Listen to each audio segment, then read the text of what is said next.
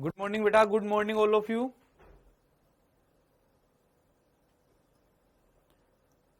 Radhe Radhe, good morning. Good morning बेटा जी, good morning all of you.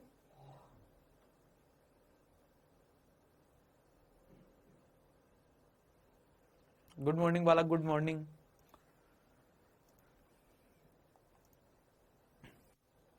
तो बेटा कल अपन ने कैलोरी मिति वाला चैप्टर स्टार्ट कर दिया था। कैलोरी मिति वाला चैप्टर अपन ने स्टार्ट कर दिया था कल।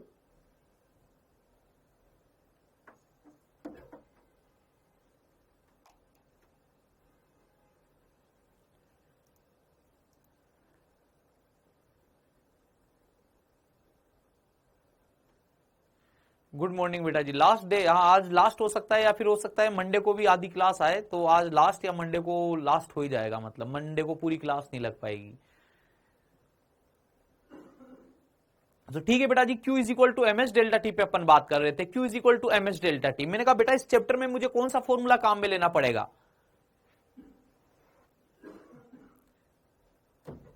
इस चैप्टर में मुझे कौन सा फॉर्मूला काम में लेना पड़ेगा ज्यादातर, M S delta T. Q calculate करने के लिए क्या, M S delta T, gram specific heat. मैंने इसका कारण बताया था बेटा तुम्हें, मैंने इसका कारण बताया था कि क्यों ये वाला फॉर्मूला काम में लेंगे।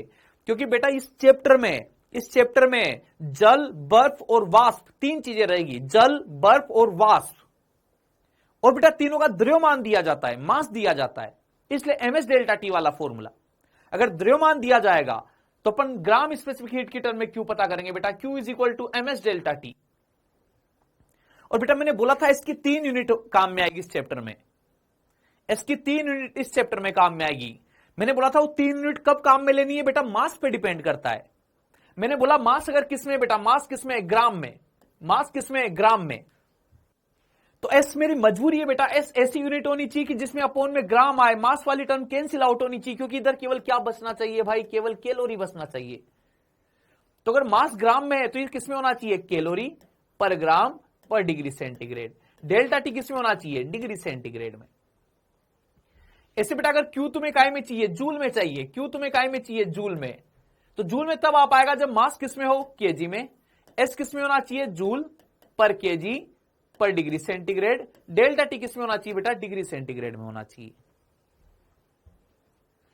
अच्छा अगर मान लीजिए मास किसमें दे रखा है, केजी में, तो बेटा दूसरा ऑप्शन क्या है, किलो कैलोरी पर केजी पर डिग्री सेंटीग्रेड। इधर क्या आ जाएगा बेटा, डिग्री सेंटीग्रेड, और ये किसमें आ जाएगा, किलो कैलोरी में आ जाएगा।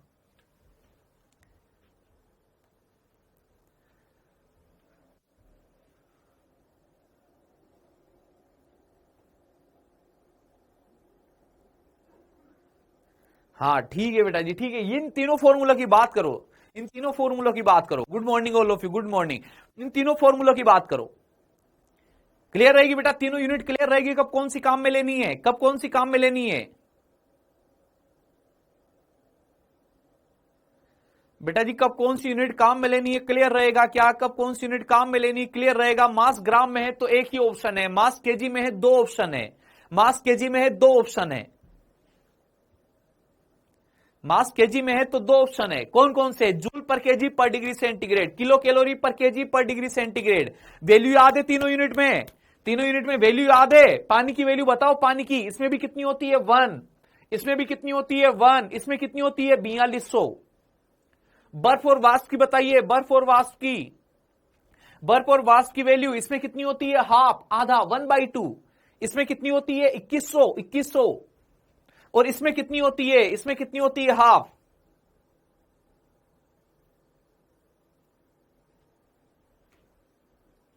डन बेटा जी, याद रहेगी, याद रहेगी, वैल्यूज याद रहेगी, आप लोगों को वैल्यूज याद रहेगी। तीनों की एस की वैल्यू याद होनी चाहिए बेटा, है ना। 3 इंच ऑब्जेक्ट की बात कर रहा हूं। अब देखना बेटा जी, क्वेश्चन कर रहा हूं, मान लीजिए मैं तुमसे बोल देता हूं बेटा, सुनना मेरी बात को। 10 ग्राम जल का, 10 ग्राम जल का ताप, 10 ग्राम जल का ताप 20 डिग्री सेंटीग्रेड बढ़ाने के लिए आवश्यक ऊष्मा की मात्रा,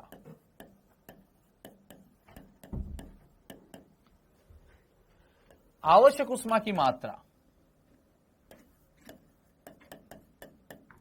क्या लिखोगे बेटा जी, Q is equal to M S delta T लिख दोगे क्या? Q is equal to M S delta T, mass दिया हुआ है, मास दिया हुआ है, डेल्टा टी दिया हुआ है, Q is equal to M S delta T. अच्छा मास किसमें दे रखा है बेटा? ग्राम में दे रखा है क्या? मास किसमें दे रखा है? ग्राम में। तो मजबूरी हो गई तुम्हारी, अगर मास को तुम ग्राम में लिख देते हो, मास की वैल्यू अगर तुमने 10 लिख दी बेटा, 10 लिख दी, 10 ग्राम लिख दी है, तो एस की वैल्यू मजबूरी है कैलोरी पर ग्राम वाली लिखनी पड़ेगी। और जल के लिए कैलोरी पर ग्राम में वैल्यू कितनी होती थी?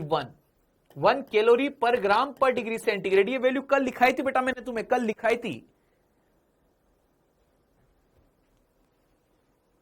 और डेल्टा टी कितना लिखोगे? 20 लिख दोगे क्या? 20 डिग्री सेंटीग्रेड। देखिएगा बेटा जी, यूनिट देखिएगा कैसे कैंसिल आउट हो रही है। ग्राम से ग्राम क्या होगा? Cancel out. डिग्री सेंटीग्रेड से डिग्री सेंटीग्रेड क्या होगा? Cancel out. कितना बचेगा बेटा? 200 कैलोरी, 200 कैलोरी।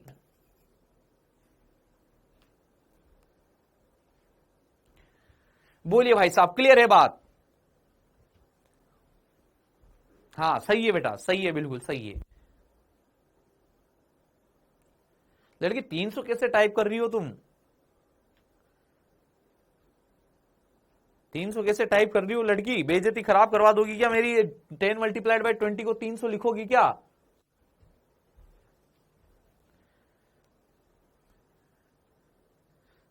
सेकंड स्लाइड है बेटा, सेकंड स्लाइड है, सेकंड स्लाइड है। पहली स्लाइड में तो कल का ही समझाया था, ये आज के लिए तो ये पहली स्लाइड है, आज के लिए तो पहली स्लाइड है। देखो बेटा, मास ग्राम में तो मैंने बोला था इस मजबूरी है कैलोरी पर ग्राम, मास वाली यूनिट कैंसिल आउट होनी चाहिए। एस की यूनिट एसी लिखोगे, एस की यूनिट एसी लिखोगे। अच्छा जल्दी में टाइप हो गया था, कोई बात नहीं। एस की यूनिट ऐसी लिखनी है बेटा कि मास वाली यूनिट कैंसिल आउट हो जानी चाहिए। एस की यूनिट बस एक ही फंडा है, Q is equal to M S delta T का। एस की वो वाली यूनिट लिखनी है कि मास वाली यूनिट कैंसिल आउट हो जाए। नेक्स्ट क्वेश्चन, 5 केजी बर्फ का ताप 10 डिग्री सेंटीग्रेड बढ़ाने के लिए आवश्यक उष्मा किसमें बेटा? जूल में पूछी जा रही है। ऑप्शन किसमें दे रखे हैं? जूल में दे रखे हैं, जूल में दे रखे हैं। अच्छा बताओ, अब मास किसमें है? केजी में। मास किसमें है बेटा? केजी में है क्या? मास केजी में है तो दो ऑप्शन है तुम्हारे पास।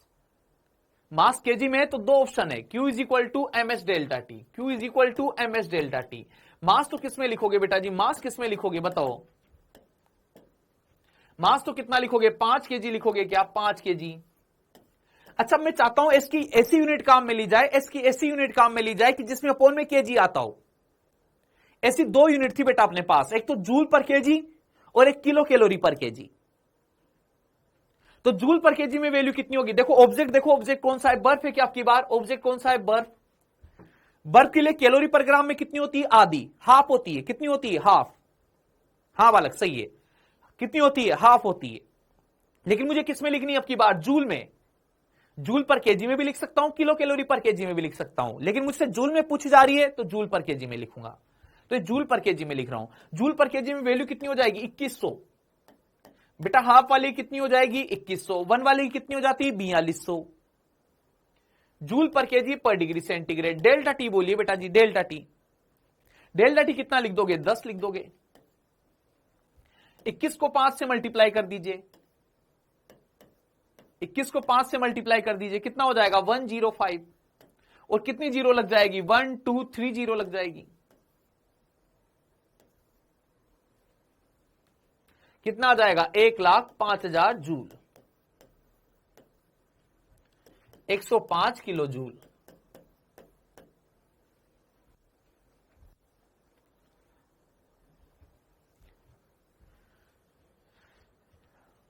केवल यूनिट का ही खेल है इसमें, यूनिट का ही खेल है।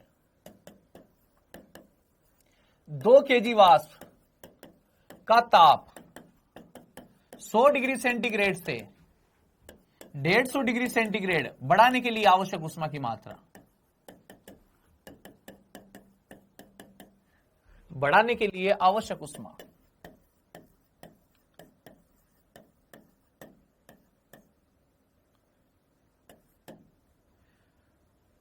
सोल्व कर रहा हूं बेटा जी, ना गौर फरमाना, सुनना बात को। की बार उष्मा किसमें चाहिए? किलो कैलोरी में। किसमें चाहिए उष्मा? किलो कैलोरी में। उष्माकाई में चाहिए अब की बार किलो कैलोरी में। क्वेश्चन देखिएगा बेटा, 2 केजी वाष्प का ताप 100 से कहां तक बढ़ाना है? 150 तक। 2 केजी वाष्प का ताप 100 से कहां तक बढ़ाना है? 150 तक। तुम सोल्व करोगे इसको, मैं नहीं सोल्व कर रहा हूं इसको। तुम सोल्व करोगे भाई इसको, मैं नहीं करूंगा।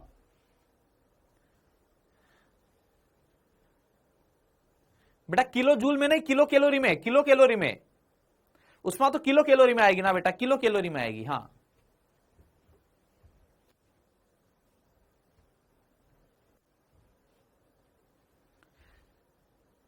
विपिन भाई 100 कैसे लिख रहे हो? 100 कैसे लिख रहे हो? वाष्प के लिए तो 1/2 होगा ना, किलो कैलोरी में तो 1/2 होगा। वाष्प है, जल थोड़ी है, याद रखो। वाष्प है, वाष्प के लिए हाफ होता है।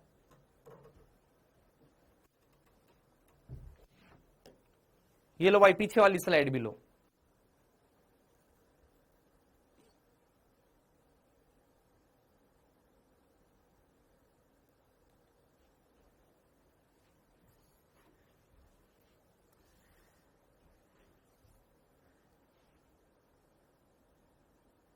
हाँ सही है, अब सही है सबका।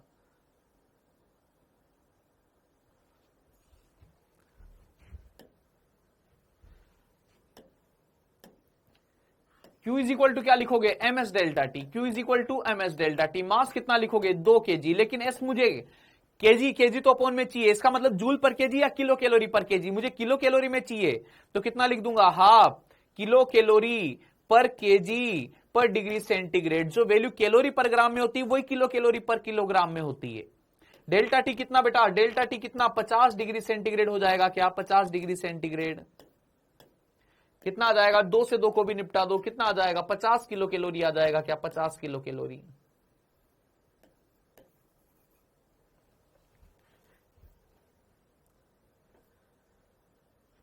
हाँ तुम्हारा कमेंट आ रहा है, सबका कमेंट आ रहा है, सबका कमेंट आ रहा है और सही है, सबका आंसर सही है।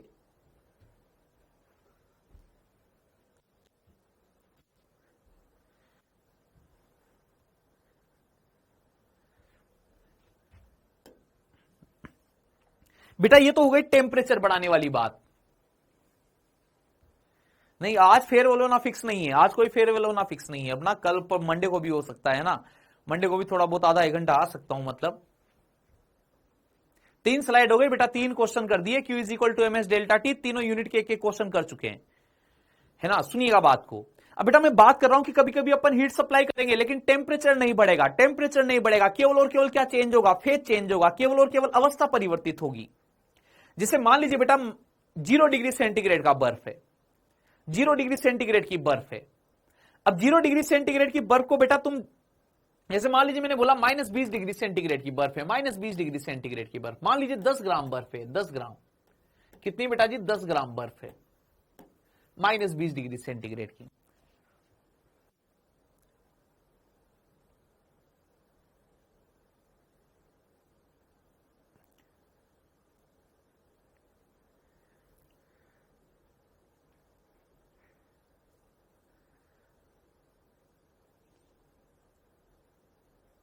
हाँ बालक, मंडे को पार्टी होगी। मंडे को तुम सबको मैं इधर से चॉकलेट भेजूंगा टाइप कर करके, चॉकलेट भेजूंगा टाइप कर करके। कचौरी समोसे का फोटो आ रहा होगा तो वो भी भेजूंगा टाइप करके। 10 ग्राम बर्फ है -20 डिग्री सेंटीग्रेड टेम्परेचर पे। बेटा मैंने इसको हीट सप्लाई करना चालू किया, उष्मा प्रदान कर रहा हूं, गर्म किए जा रहा हूं, गर्म किए जा रहा हूं। बेटा इसका टेम्परेचर कहां तक बढ़ जाएगा? 0 तक बढ़ जाएगा। कहां तक बढ़ जाएगा? 0 तक बढ़ जाएगा। लेकिन बेटा 0 से ज्यादा तापमान बर्फ का नहीं हो सकता। किसी भी ठोस का तापमान, किसी भी ठोस का तापमान उसके गलनांक बिंदु से ज्यादा नहीं हो सकता। किसी भी ठोस का तापमान उसके गलनांक बिंदु से ज्यादा नहीं हो सकता। बर्फ, बर्फ का गलनांक कितना है? 0 डिग्री सेंटीग्रेड। तो बर्फ बेटा 0 से ज्यादा पे नहीं जा सकता। बर्फ 0 से ज्यादा पे नहीं जा सकता। बर्फ को बेटा अगर 0 से ज्यादा तापमान लेना है तो बेटा बर्फ को पहले अपनी अवस्था परिवर्तित करनी पड़ेगी, द्रव अवस्था में जाना पड़ेगा, पहले जल बनना पड़ेगा। तो बेटा अगर यहां पे भी तुम इसको उष्मा प्रदान किए जाओगे, इसको उष्मा प्रदान किए जाओगे, तो बेटा 0 डिग्री सेंटीग्रेड का जो बर्फ है ये पहले पूरा का पूरा 0 डिग्री सेंटीग्रेड का जल बनेगा। जब तक पूरा 1-1 ग्राम जल में नहीं बदल जाता तब तक इसका तापमान नियत बना रहेगा, नियत बना रहेगा, 0 डिग्री सेंटीग्रेड कांस्टेंट टेम्परेचर बना रहेगा।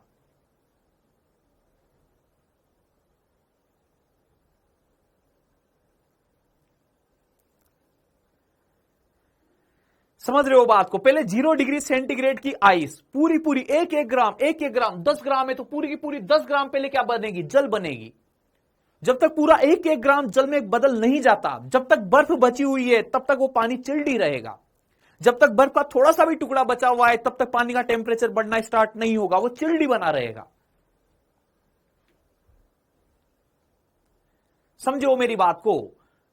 तो बेटा जब अवस्था परिवर्तन होने लगता है, जब अवस्था में परिवर्तन होता है तो ताप का बढ़ना बंद हो जाता है, ताप का बढ़ना या घटना बंद हो जाता है। जितनी भी अवस्था परिवर्तन होते हैं सारे नियत ताप व नियत दाब पे होते हैं। जितने भी अवस्था परिवर्तन होते हैं कांस्टेंट टेम्परेचर पे होते हैं। पूरा 1-1 ग्राम किसमें बदलेगा बेटा? पूरा 1-1 ग्राम किसमें बदलेगा? जल में बदलेगा। पूरा का पूरा 10 ग्राम जल बनेगा, तब तक चिल्ड ही रहेगा, 0 डिग्री। समझ पाए हो क्या मेरी बात को? तो बेटा अब अपन बात कर रहे हैं किसकी? अवस्था परिवर्तन की। किसकी बात करेंगे बेटा? अवस्था परिवर्तन की।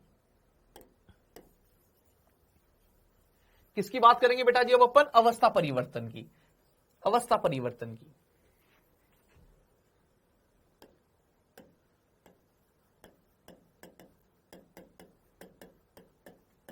अवस्था परिवर्तन अपन कौन कौन से वाले पढ़ते हैं बेटा? अवस्था परिवर्तन ठोस का किसमें बदलना बेटा? द्रव में। और द्रव का किसमें बदलना बेटा? ठोस में। या फिर बेटा द्रव का किसमें बदलना? गैस में। द्रव का किसमें बदलना? गैस में। गैस का किसमें बदलना? द्रव में। और बेटा तुम्हें पता है एक और होता है, एक और होता है, ठोस का डायरेक्ट किसमें बदलना? गैस में। गैस का डायरेक्ट किसमें बदलना? ठोस में। देखो ठोस का, ठोस द्रव में जब जाएगा तो इसको क्या बोला जाता है बेटा? गलन। इसको क्या बोला जाता है? गलन। क्या बोला जाता है? गलन। जब ये इधर से इधर जाता है तो इसको क्या बोला जाता है? फ्रीजिंग। फ्रीजिंग मतलब जमना। फ्रीजिंग मतलब जमना। बेटा जब ये द्रव किसमें बनेगा? गैस में। द्रव का गैस में जाना क्या बोला जाता है? वाष्पीकरण। क्या बोला जाता है? वाष्पीकरण।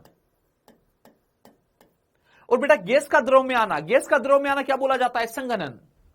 गैस का द्रव में आना क्या बोला जाता है? संघनन। ये संघनन वाला प्रक्रम याद है तुम्हें? संघनन वाला प्रक्रम कहां होता है? संघनन वाला प्रक्रम तुमने देखा होगा बहुत सी बार से, अपन जब सब्जी बनाते हैं तो थाली से ढक देते हैं। सब्जी बनाते हैं तो सब्जी को थाली से ढक देते हैं, या दूध गर्म कर रहे हैं दूध को थाली से ढक देते हैं। तो बेटा जो वाष्प होती है, वाष्प होती है वो थाली से चिपक के संघनित हो जाती है, पानी बन जाता है वापिस।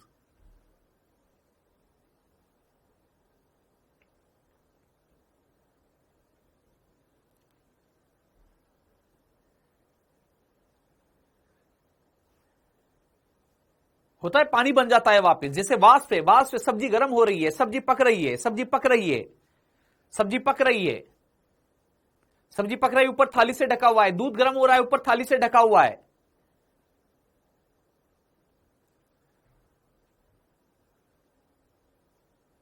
समझ पा रहे हो बात को? वो संघनन है। फिर बेटा एक आता है अपने पास, एक आता है अपने पास ठोस से क्या बने? गैस। ठोस से क्या बने? गैस। या फिर गैस से क्या बने? ठोस। ठोस से गैस को क्या बोला जाता है बेटा? ऊर्ध्वपातन। क्या बोला जाता है? ऊर्ध्वपातन। और इसको क्या बोला जाता है बेटा? तुषार। क्या बोला जाता है इसको? तुषार। लेकिन ये वाला बेटा अपने सिलेबस में नहीं है, ये अपने सिलेबस में ज्यादा नहीं है, ये दोनों अपने सिलेबस में है। अपने सिलेबस में अपन किनको पढ़ेंगे? ठोस से द्रव, द्रव से ठोस, द्रव से गैस, गैस से द्रव। जब भी बेटा कोई ठोस से द्रव में जाता है या द्रव से ठोस में जाता है तो फॉर्मूला क्या लिखा जाता है? Q is equal to M multiplied by L F. यहां क्या लिखा जाता है? Q is equal to M multiplied by L V. यहां पर तो क्या लिखा जाता है? Q is equal to M L F. यहां पर क्या लिखा जाता है? Q is equal to M L V. तापमान तो बढ़ेगा नहीं बेटा, तापमान तो बढ़ेगा नहीं, तो एमएस डेल्टा टी से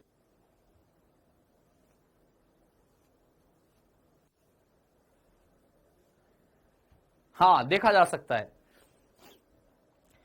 लेकिन जो तुम बोल रहे हो कि वो पानी बाहर की तरफ आ जाता है, वो संघनन नहीं है, वो अंदर वाले पानी का संघनन नहीं है, वो बाहर की तरफ, बाहर सराउंडिंग में जो वाष्प होती है वो संघनित होती है। जैसे अगर मैं बोलूं कि ठंडे पानी की बोतल है, ठंडे पानी की बोतल के बाहर पानी इकट्ठा हो गया, तो पानी अंदर वाला पानी नहीं है भाई, वो बाहर सराउंडिंग में जो वेपर थी वो कंडेंस होती है।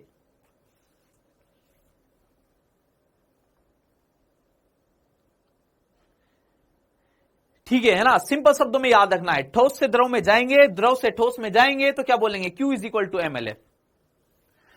द्रव से गैस में जाएंगे, गैस से द्रव में जाएंगे, Q इज इक्वल टू क्या बोलेंगे, MLV।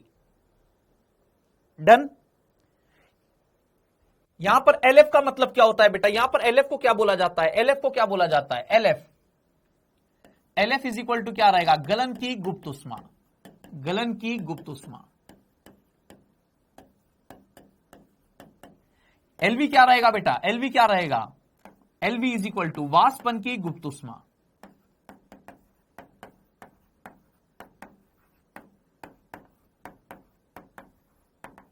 इनको गुप्त ऊष्मा क्यों बोला जाता है बेटा, इनको गुप्त ऊष्मा क्यों बोला जाता है, क्योंकि जब इस प्रकार की ऊष्मा प्रदान की जाती है तो वो ऊष्मा बेटा अपन को फील नहीं होती है, वो तापमान नहीं बढ़ा रही है, चीज गर्म नहीं हो रही होती है, चीज का तापमान नहीं बढ़ रहा होता है, केवल और केवल अवस्था परिवर्तित होती है।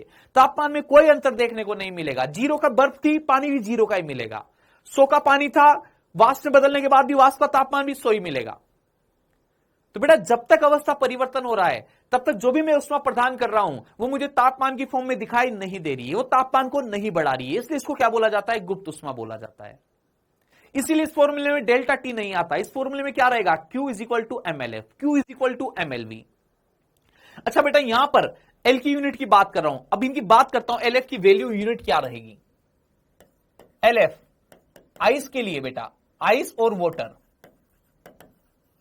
ठोस और द्रव भी कौन से बेटा, H2O वाले ठोस और द्रव, H2O वाले ठोस भी कौन सा, H2O वाला, द्रव भी कौन सा, H2O। जब H2O ठोस से किस में जाएगा, द्रव में जाएगा, तब जो LF की वैल्यू काम में लेनी है वो कितनी रहेगी बेटा, 80 कैलोरी पर ग्राम। क्या रहेगी, 80 कैलोरी पर ग्राम। यूनिट देखो कैलोरी पर ग्राम ही आएगी है ना, Q is equal to MLF formula है, Q is equal to MLF formula है। तो यूनिट देखो बेटा इसकी ना, L की यूनिट क्या आएगी, Q अपॉन M ही आएगी, क्या Q अपॉन M, कैलोरी पर ग्राम, डिग्री सेंटीग्रेड नहीं रहेगा इसमें, केवल कैलोरी पर ग्राम, क्या रहेगी, कैलोरी पर ग्राम। या फिर क्या लिख सकते हो बोलो, 80 किलो कैलोरी पर किलोग्राम, या फिर क्या लिख सकते हो, 80 गुणा 4200 जूल पर केजी, 3 यूनिट। ऐसे LV की वैल्यू कितनी होती है, 536 कैलोरी पर ग्राम, 536 कैलोरी पर ग्राम। लेकिन अप्रोक्सीमेट कितना लिखते हैं इसको, 540 कैलोरी पर ग्राम। अप्रोक्सीमेट कितना लिखते हैं न्यूमेरिकल में, 540। अच्छा 540 कैलोरी पर ग्राम है तो 540 किलो कैलोरी पर केजी भी हो जाएगा, किलो कैलोरी पर केजी में वैल्यू सेम। और बेटा 540 गुणा 4200 जूल पर केजी। बेटा यहां पे भी सेम कंसेप्ट है, मास यूनिट क्या होनी चाहिए, कैंसिल आउट होनी चाहिए। मास ग्राम में है तो एक ही ऑप्शन है 80 वाला, और मास केजी में है तो यहां पे भी 2 ऑप्शन है। समझ गए हो मेरी बात को, जैसे वहां पे एस के 3 ऑप्शन थे, 3 यूनिट थी एस की, यहां एल की भी कितनी यूनिट रहेगी, 3 यूनिट। बस अपॉन में अब की बात डिग्री सेंटीग्रेड ही तो नहीं है, बाकी सब यूनिट वैसी की वैसी है भाई। बोलो तीनों यूनिट क्लियर रहेगी, कब कौन सी यूनिट काम में लेनी है। जैसे एस सेलेक्ट करते थे वैसे ये भी करना रहेगा, कौन सी यूनिट काम में लेंगे। मास अगर ग्राम में है तो यही ऑप्शन है, ये दोनों। मास ग्राम में है तो ये दोनों ऑप्शन है, और मास केजी में है, मास केजी में है तो बेटा ये दोनों ऑप्शन है, ये वाला और ये वाला, जूल पर केजी वाला, किलो कैलोरी पर केजी वाला। डन बेटा जी, याद रहेगी कब कौन से मास के साथ कौन सी यूनिट काम में आएगी। ग्राम वाले के साथ तो ये वाली यूनिट फिक्स है, और केजी वाले के साथ ये दोनों यूनिट फिक्स है। हाँ ना बोलो बस।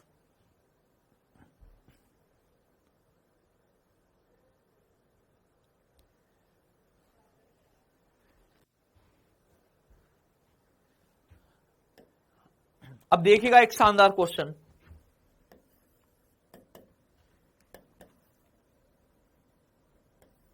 -20 डिग्री सेंटीग्रेड ताप वाली, -20 डिग्री सेंटीग्रेड ताप वाली 10 ग्राम बर्फ को 120 डिग्री सेंटीग्रेड 120 डिग्री सेंटीग्रेड ताप वाली वाष्प में परिवर्तित करने के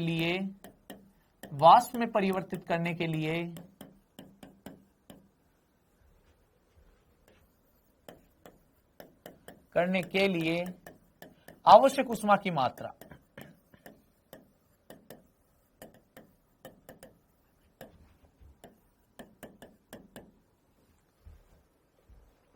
अब बेटा एक क्वेश्चन मैं तुम्हें करवा रहा हूं, ध्यान से सुनना है ना, सुनना मेरी बात को, कैसे कैसे वहां वाष्प तक कैसे पहुंचेगा। तो बेटा सबसे पहले मैंने बोला 20 degree -20 degree centigrade -20 degree centigrade की बर्फ है, कितनी बेटा जी 10 ग्राम है ना। अच्छा -20 डिग्री सेंटीग्रेड वाली का तापमान कहां तक बढ़ेगा बेटा, 0 डिग्री सेंटीग्रेड की बर्फ पे। सबसे पहले तापमान बढ़ते बढ़ते कहां तक जाएगी, 0 डिग्री सेंटीग्रेड की बर्फ पे जाएगी। अच्छा बेटा 0 डिग्री सेंटीग्रेड की बर्फ, अब बर्फ का तापमान, इस बर्फ का तापमान क्या 0 से ज्यादा बढ़ सकता है क्या, नहीं बढ़ सकता। बर्फ का तापमान 0 से ज्यादा नहीं बढ़ सकता। यहां पर बर्फ का गलनांक बिंदु आ गया, इससे ज्यादा तापमान इस सॉलिड का, इस ठोस का नहीं हो सकता, पहले अपनी द्रव अवस्था में जाएगा। तो बेटा जब तक आप पूरा का पूरा बर्फ, पूरा का पूरा 10 ग्राम बर्फ, पूरा का पूरा 10 ग्राम बर्फ कहां पे जाएगा, 0 डिग्री सेंटीग्रेड के जल में। पूरा का पूरा 10 ग्राम, पूरा का पूरा 10 ग्राम कहां पे जाएगा, 0 डिग्री सेंटीग्रेड के जल में। जब पूरा का पूरा 10 ग्राम, पहले 1 ग्राम बदला होगा, फिर दूसरा ग्राम बदला होगा, तीसरा ग्राम कन्वर्ट हुआ होगा, चौथा ग्राम पिघला होगा, धीरे धीरे पिघलती जाती है बर्फ। तो बेटा बर्फ पिघल रही होगी, पहले थोड़ी साइज कम हुई होगी टुकड़े की, फिर और कम हुई होगी, फिर और कम हुई होगी, और कम हुई होगी। जब तक पूरा बर्फ नहीं पिघल जाता तब तक पानी चिल्ड रहेगा, 0 ही रहेगा। अब जब पूरा पानी बन चुका है, जब पूरा पानी बन चुका है, अभी मैं अगर इसको गैस पे चढ़ाए रखूंगा, तो फिर पानी का तापमान बढ़ेगा। और पानी का तापमान 0 से कहां तक बढ़ सकता है, 100 तक। कहां तक बढ़ सकता है, 100 तक। लेकिन 100 डिग्री सेंटीग्रेड से ज्यादा पानी नहीं हो सकता, पानी का तापमान 100 डिग्री सेंटीग्रेड से ज्यादा नहीं होगा। अब बेटा पानी का तापमान 100 डिग्री सेंटीग्रेड से ज्यादा नहीं होगा, तो फिर पानी को पहले किसमें बदला, फिर भी मैं ऊष्मा दिए जा रहा हूं। अब उसका तापमान तो बढ़ेगा नहीं 100 से ज्यादा, 100 पे उसका बॉइलिंग पॉइंट आ गया, उबलने लग गया, क्वथनांक बिंदु आ गया उसका, वहां से ज्यादा पानी का टेम्परेचर हो नहीं सकता। पानी का टेम्परेचर मतलब 100 से ज्यादा बढ़ नहीं सकता। तो 100 के बाद भी अगर मैं इसको ऊष्मा दिए जाऊंगा, तो पहले किसमें बदलेगा, समान ताप वाली वाष्प में। पूरा इसका एक एक ग्राम किसमें बदलेगा, 100 डिग्री सेंटीग्रेड वाली वाष्प में।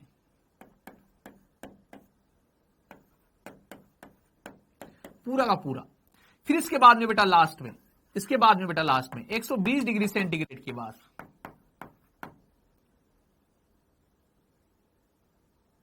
पूरी की पूरी 10 ग्राम 120 डिग्री सेंटीग्रेड की क्या बनेगी, वाष्प बनेगी। बेटा जितने भी प्रोसेस है तुम देखोगे तो एक बार में एक ही चीज हो रही है। अगर कोई ऑब्जेक्ट है तो उसके साथ एक बार में एक ही चीज होती है, या तो अवस्था ही परिवर्तित होती है या फिर ताप ही परिवर्तित होता है। देखो यहां से यहां की बात करूं, यहां से यहां की, तो यहां से यहां वाले में क्या हो रहा है बेटा, केवल और केवल तापमान बढ़ रहा है। यहां से यहां वाले में क्या परिवर्तित हो रही है, अवस्था, फेज कन्वर्जन, अवस्था परिवर्तन। यहां पर बेटा केवल और केवल क्या बढ़ रहा है, ताप।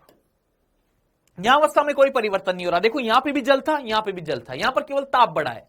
फिर यहां पर ताप नहीं बढ़ रहा है, यहां पर केवल और केवल क्या हो रही है, अवस्था परिवर्तन, फेज।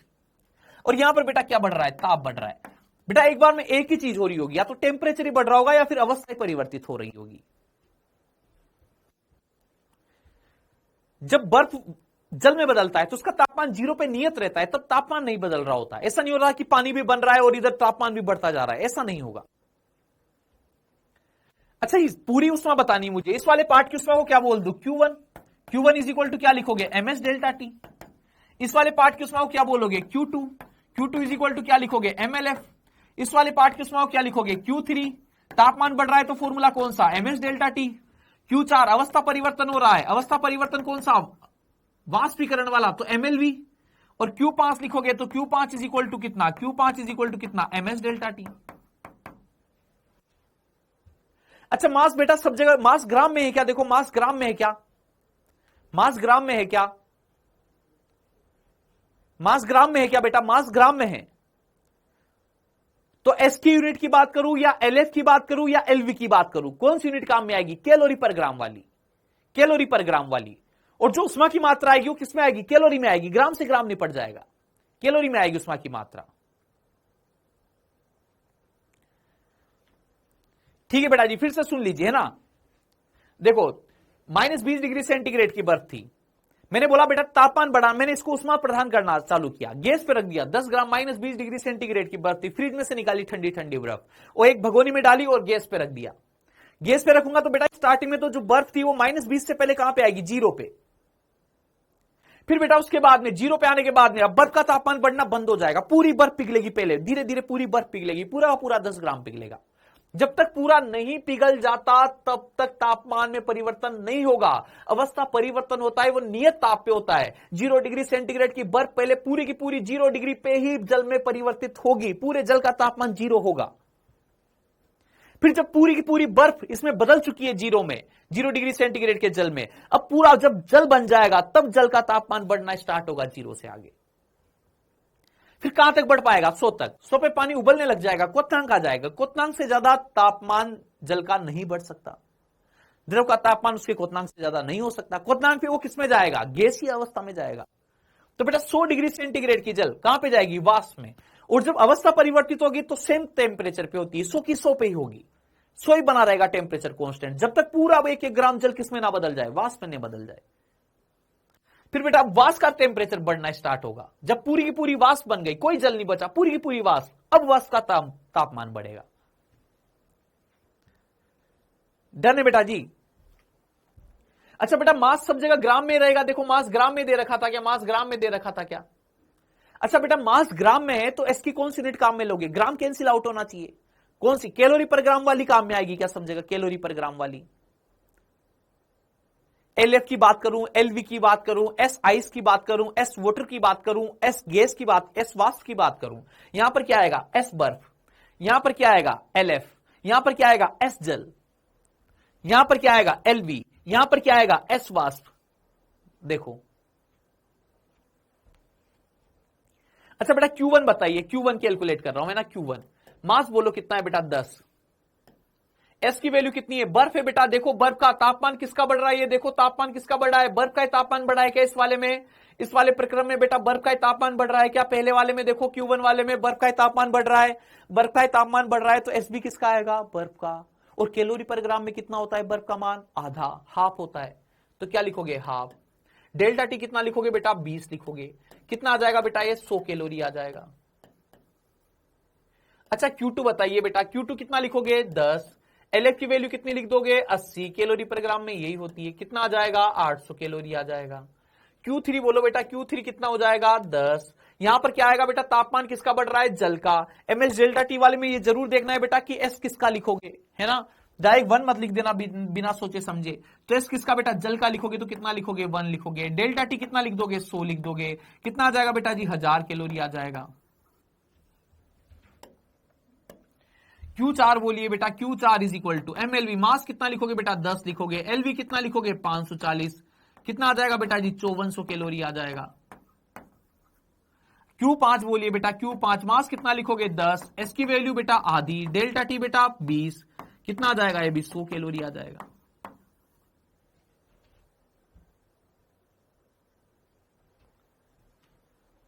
अब बेटा सबको ऐड कर दोगे, या कितना आएगा? देखो 100, 8, 900, 900 और 1000, 1900, 1900 और 5400, कितना आ जाएगा? 7300, 7300 और 100 कितना आ जाएगा? 7400। क्यू टोटल कितना आ जाएगा बेटा अपने पास? 7400।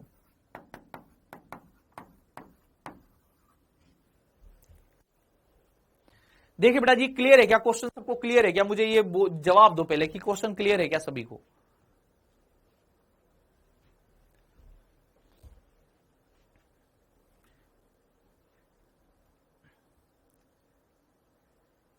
अच्छा बेटा मैं जो तुमसे बोलता जा रहा हूं ना, तुम केवल हाँ ना जवाब दिए जाना या मुझे थंब बताए जाना, है ना। जो मैं तुमसे हाँ ना जवाब बोल रहा हूं वो तुम थंब बताते जाना मेरे को, है ना। अच्छा ये बताओ बेटा, क्या तुमने कभी बर्फ को ऐसे बर्फ को पिघलते देखा है क्या?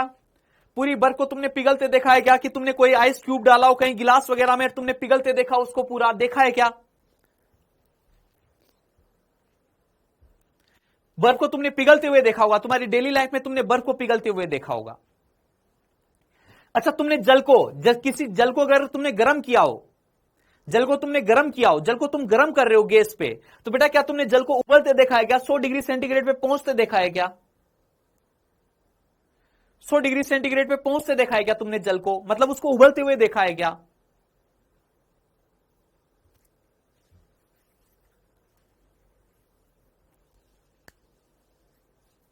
लेकिन बेटा मुझे क्या एक बात बताओ, क्या कभी तुमने तुम्हारी आंखों से ऐसा ऑब्जर्व किया है? अब मेरी बात सुनना, मैं कौन सी पॉइंट की बात कर रहा हूं। क्या कभी तुमने ऐसा कभी ऑब्जर्व किया है, कभी तुमने ऐसा कभी ऑब्जर्व किया है कि जब तुमने पानी को गर्म किया हो, पानी उबलने लगा हो, उसके बाद पूरा का पूरा पानी उड़ के चला गया हो, बिल्कुल नहीं बचाओ? ऐसा ऑब्जर्व किया है क्या अभी तक कि तुमने पूरा पानी था और पूरा का पूरा पानी उड़ गया हो, कुछ नहीं बचाओ? ऐसा तुमने ऑब्जर्व नहीं किया होगा, कुछ ना कुछ पानी बचा रह जाता है। बहुत देर तक पानी उबलता रहे तो भी वाष्प नहीं बन पाता है पूरा।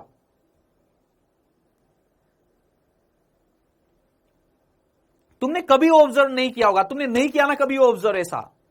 ऐसा कभी अपन ऑब्जर्व नहीं कर पाते, ऐसा कभी ऑब्जर्व नहीं कर पाते कि जो पानी अपन ने गर्म करने के लिए चढ़ाया, जो पानी गर्म किया है अपन ने, वो पानी गर्म होते होते पूरा ही उड़ के चला गया हो, कोई एक बूंद ही ना बची हो। ऐसा अपन कभी ऑब्जर्व नहीं कर पाते। उसका कारण बता रहा हूं बेटा तुम्हें, उसका कारण बता रहा हूं। देखो बेटा यहां पर, देखो यहां पर -20 की बर्फ को 0 की बर्फ में आने में केवल कितनी उष्मा चाहिए थी? 100 कैलोरी। केवल कितनी चाहिए? 100 कैलोरी। इस वाले में देखो केवल कितनी चाहिए? 800 कैलोरी। जब पूरे पानी को 0 से मैंने 100 तक ले गया, बिल्कुल ठंडा पानी था, उसको मैंने उबला दिया, तब भी कितनी खर्च हुई? केवल 1000 कैलोरी। लेकिन बेटा जल से वाष्प बनने के लिए कितनी चाहिए? 5000 कैलोरी से भी ज्यादा। कितनी चाहिए? 5000 कैलोरी से भी ज्यादा। हाँ बिल्कुल, थोड़ा सा होता है तब बन सकता है, बिल्कुल सही बात है। जब अपना पर्पज ये हो कि मैं तो 2 ग्राम ही पानी डालूंगा, बिल्कुल थोड़ा सा पानी डालूंगा, 2 चम्मच ही पानी डालूंगा, जो खाने वाली चम्मच आती है जिससे खाते हैं, वो इतनी छोटी सी चम्मच, 2 चम्मच ही पानी डालूंगा, तब बन सकता है ऐसा।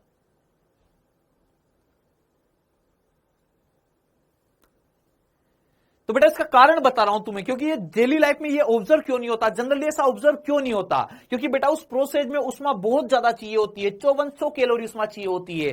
तो ये वाला प्रोसेस डेली लाइफ में अपन जनरली पूरा होता हुआ नहीं देखते हैं, अपन केवल यहीं तक के प्रोसेस देखते हैं कि कहां पे पहुंच गया जल? 100 डिग्री सेंटीग्रेड पे, और कुछ पार्ट उसका किसमें बदल रहा है? वाष्प में बदल रहा है, पर पूरा का पूरा वाष्प में बदल जाए, ये प्रक्रम पूरा होते हुए अपन ने नहीं देखा। उसका कारण क्या है? उसका कारण क्या है बेटा? अगर मैं इसको पूरे वाष्प बनने तक का वेट करूंगा तो बेटा मेरे घर की जो गैस सिलेंडर है, वो गैस सिलेंडर पूरा खत्म हो जाएगा, और पूरा खत्म कर दूंगा गैस सिलेंडर को तो घर वाले मेरे माथे आ जाएंगे, चिपका भी सकते हैं 1-2। इसलिए प्रोसेस अपन नहीं देख पाते। बहुत ज्यादा उष्मा चाहिए होती है यह प्रक्रम पूरा करने के लिए, वाष्पीकरण वाला प्रक्रम पूरा करने के लिए बहुत ज्यादा उष्मा की जरूरत होती है। तो जनरली बेटा अपन ऐसा बोलते हैं, जनरली अपन ऐसा बोलते हैं कि किसी भी द्रव का तापमान उसके क्वथनांक तक बढ़ के रुक जाता है, फिर वो वाष्प में जाए तो उसका तापमान आगे बढ़े। ये वाले प्रोसेस बहुत रेयर होते हैं, ये वाले प्रोसेस देखने को नहीं मिलते हैं।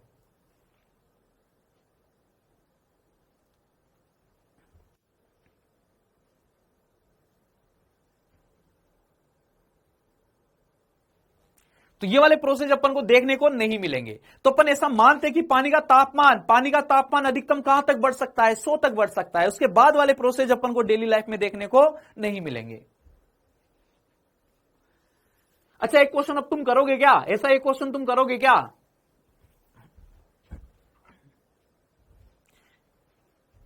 या समझ गए हो बहुत है ये क्वेश्चन, या एक तुम करना चाहते हो?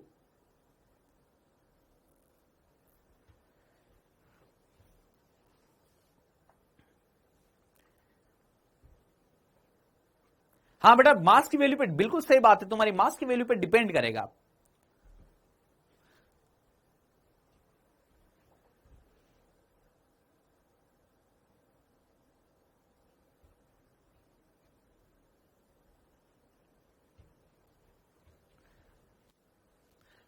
एक क्वेश्चन लिख लो इसकी, इसी में वैल्यू, अच्छा इसमें वैल्यू चेंज नहीं कर सकता, नेक्स्ट पेज पे लिख रहा हूं, रुको।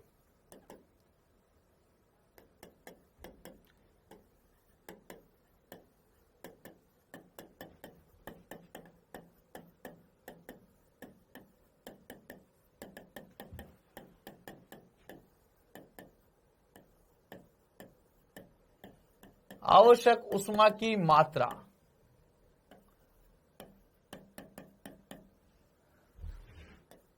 m बराबर 1 ग्राम, m बराबर 1 ग्राम, m बराबर 1 ग्राम।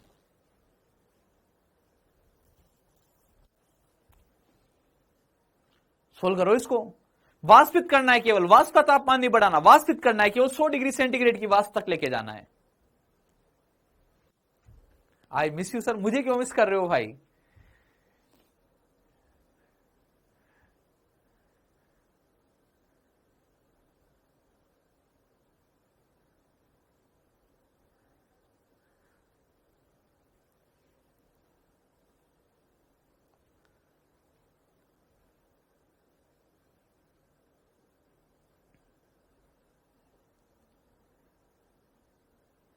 अच्छा मैं जा रहा हूं आज से, मैं तो कह रहा हूं मैं परसों भी आऊंगा, लेकिन तुम आज ही भेजना चाह रहे हो तो फिर अलग बात है।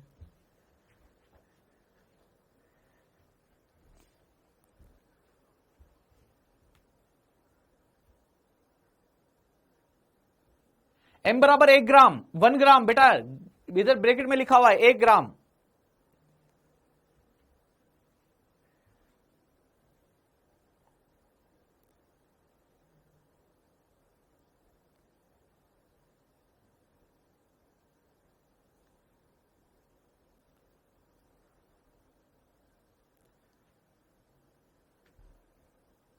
मैं भी लिखता जाता हूं, तुम सोल्व करते जाना, मैं बिना बोले सोल्व कर रहा हूं, जहां जिसको दिक्कत आए मेरा टिप लेना है ना।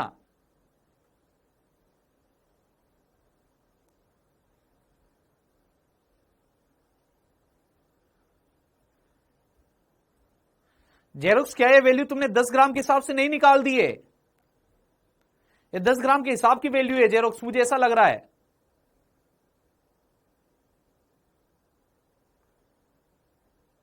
हाँ बेटा जी तुम्हारा सही है, जेरोक्स तुम्हारी वैल्यू 10 ग्राम के हिसाब से है।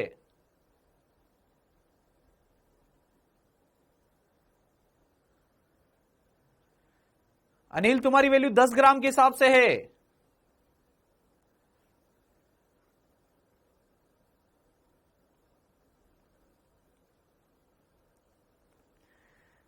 ठीक है, वो तो ये आना जाना चलता रहता है, ऐसे तुम मक्खन मत लगाओ है ना,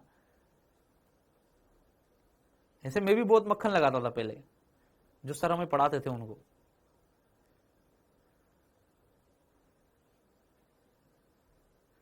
तो 10 ग्राम के लिए नहीं, 1 ग्राम के लिए सोल्व करो ना भाई, 1 ग्राम है आपकी बार द्रव्यमान। मैं लिख रहा हूं, जो सोल्व करते जाओ, सोल्व करते जाना, जिनको दिक्कत आ रही हो टिपते जाना, बिना बोले सोल्व कर रहा हूं।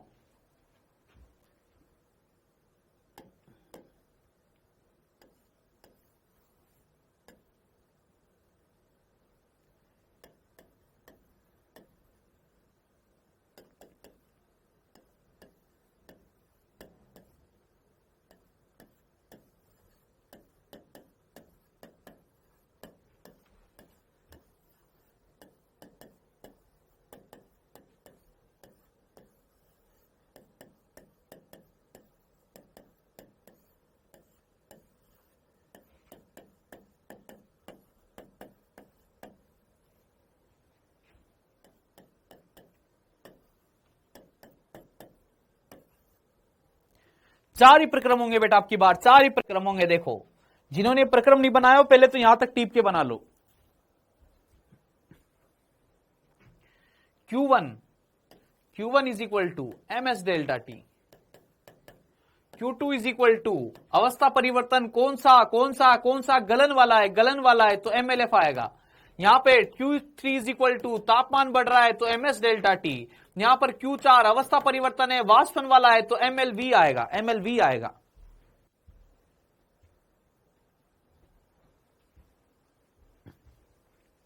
अच्छा ms डेल्टा टी मास बोलिए कितना, 1 ग्राम। एस की वैल्यू कितनी बेटा, एस की वैल्यू कितनी, बर्फ के लिए आधी। डेल्टा टी कितना बेटा, डेल्टा टी कितना 10, कितना आ जाएगा बेटा 5 कैलोरी। इधर वाले के लिए मास कितना 1, LF कितना 80, कितना आ जाएगा 80 कैलोरी।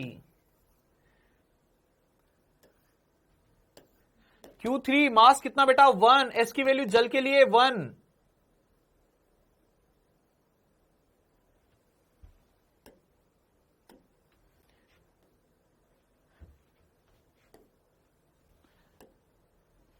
एस की वैल्यू जल के लिए कितनी 1, डेल्टा टी कितना बेटा 100, कितना आ जाएगा 100 कैलोरी।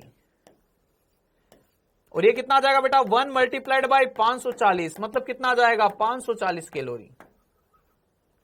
सबको ऐड कर दूं बेटा, सबको ऐड कर दूं क्यू टोटल, तो क्यू टोटल कितना आ जाएगा 540, 640, 640, 720, 725।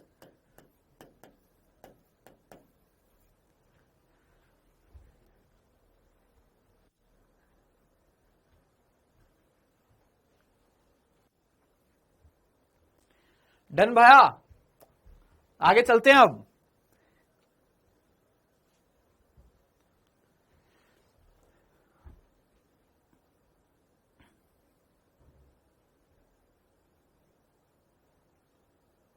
हाँ तुम्हारा सही है।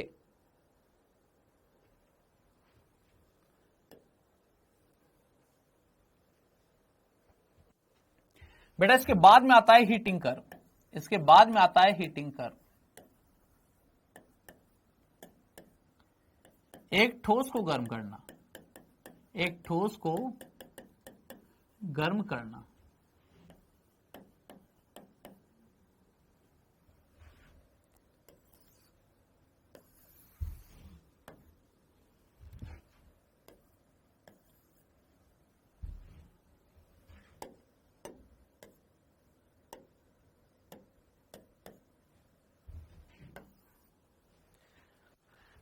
बेटा मैं बेटा कोटा बूंदी से, हाड़ोती राजस्थान। हीटिंग कर्व, एक टेम्परेचर, बेटा अब बात कर रहा हूं एक ठोस को मैंने गर्म करना स्टार्ट किया, जैसे मान लीजिए कोई बर्फ है, बर्फ को गर्म करना मैंने स्टार्ट किया बेटा, बर्फ को गर्म करना स्टार्ट किया है ना। अभी अपन ने पूरा बेटा अभी पूरा प्रोसेस पढ़ा अपन ने कि जो बर्फ है वो वाष्प में कैसे बदलेगी, पूरा एक एक प्रोसेस पढ़ा कि पहले ऐसे टेम्परेचर बढ़ेगा, फिर ऐसे अवस्था परिवर्तन होगा, फिर ऐसे टेम्परेचर बढ़ेगा, फिर ऐसे अवस्था परिवर्तन होगा। बेटा ये सारा प्रोसेस अपन ने पढ़ा कि एक ठोस है वो गैस तक कैसे पहुंचता है।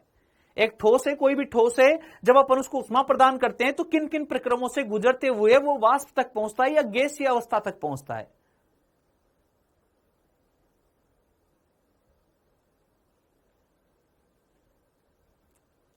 ऑलरेडी पढ़ लिया है मैंने, मत लिखो, बार बार मत लिखो।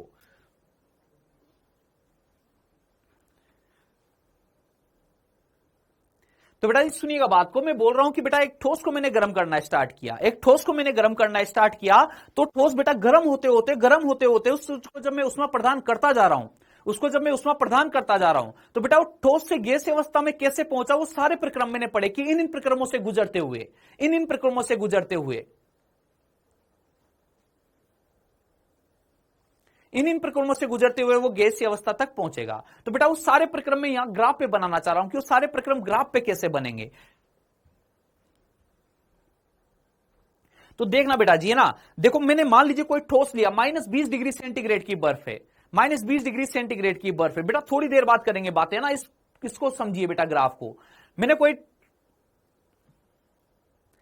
बेटा इसको गर्म करना स्टार्ट किया, इसको ठोस को गर्म करना स्टार्ट किया। मान लीजिए कोई -20 डिग्री सेंटीग्रेड की बर्फ थी, -20 डिग्री सेंटीग्रेड वाली बर्फ की तरह ही चलते हैं अपन, है ना। तो बेटा पहले बताओ कि अगर कोई इनिशियल टेम्परेचर उसका जो भी है, बेटा यहां पे जीरो नहीं मानोगे, टेम्परेचर को जीरो नहीं मानोगे ना, कोई भी इनिशियल टेम्परेचर हो सकता है। तो बेटा जब मैं किसी को भी ऊष्मा प्रदान करना स्टार्ट करूंगा, तब बेटा स्टार्टिंग में उसका तापमान बढ़ेगा।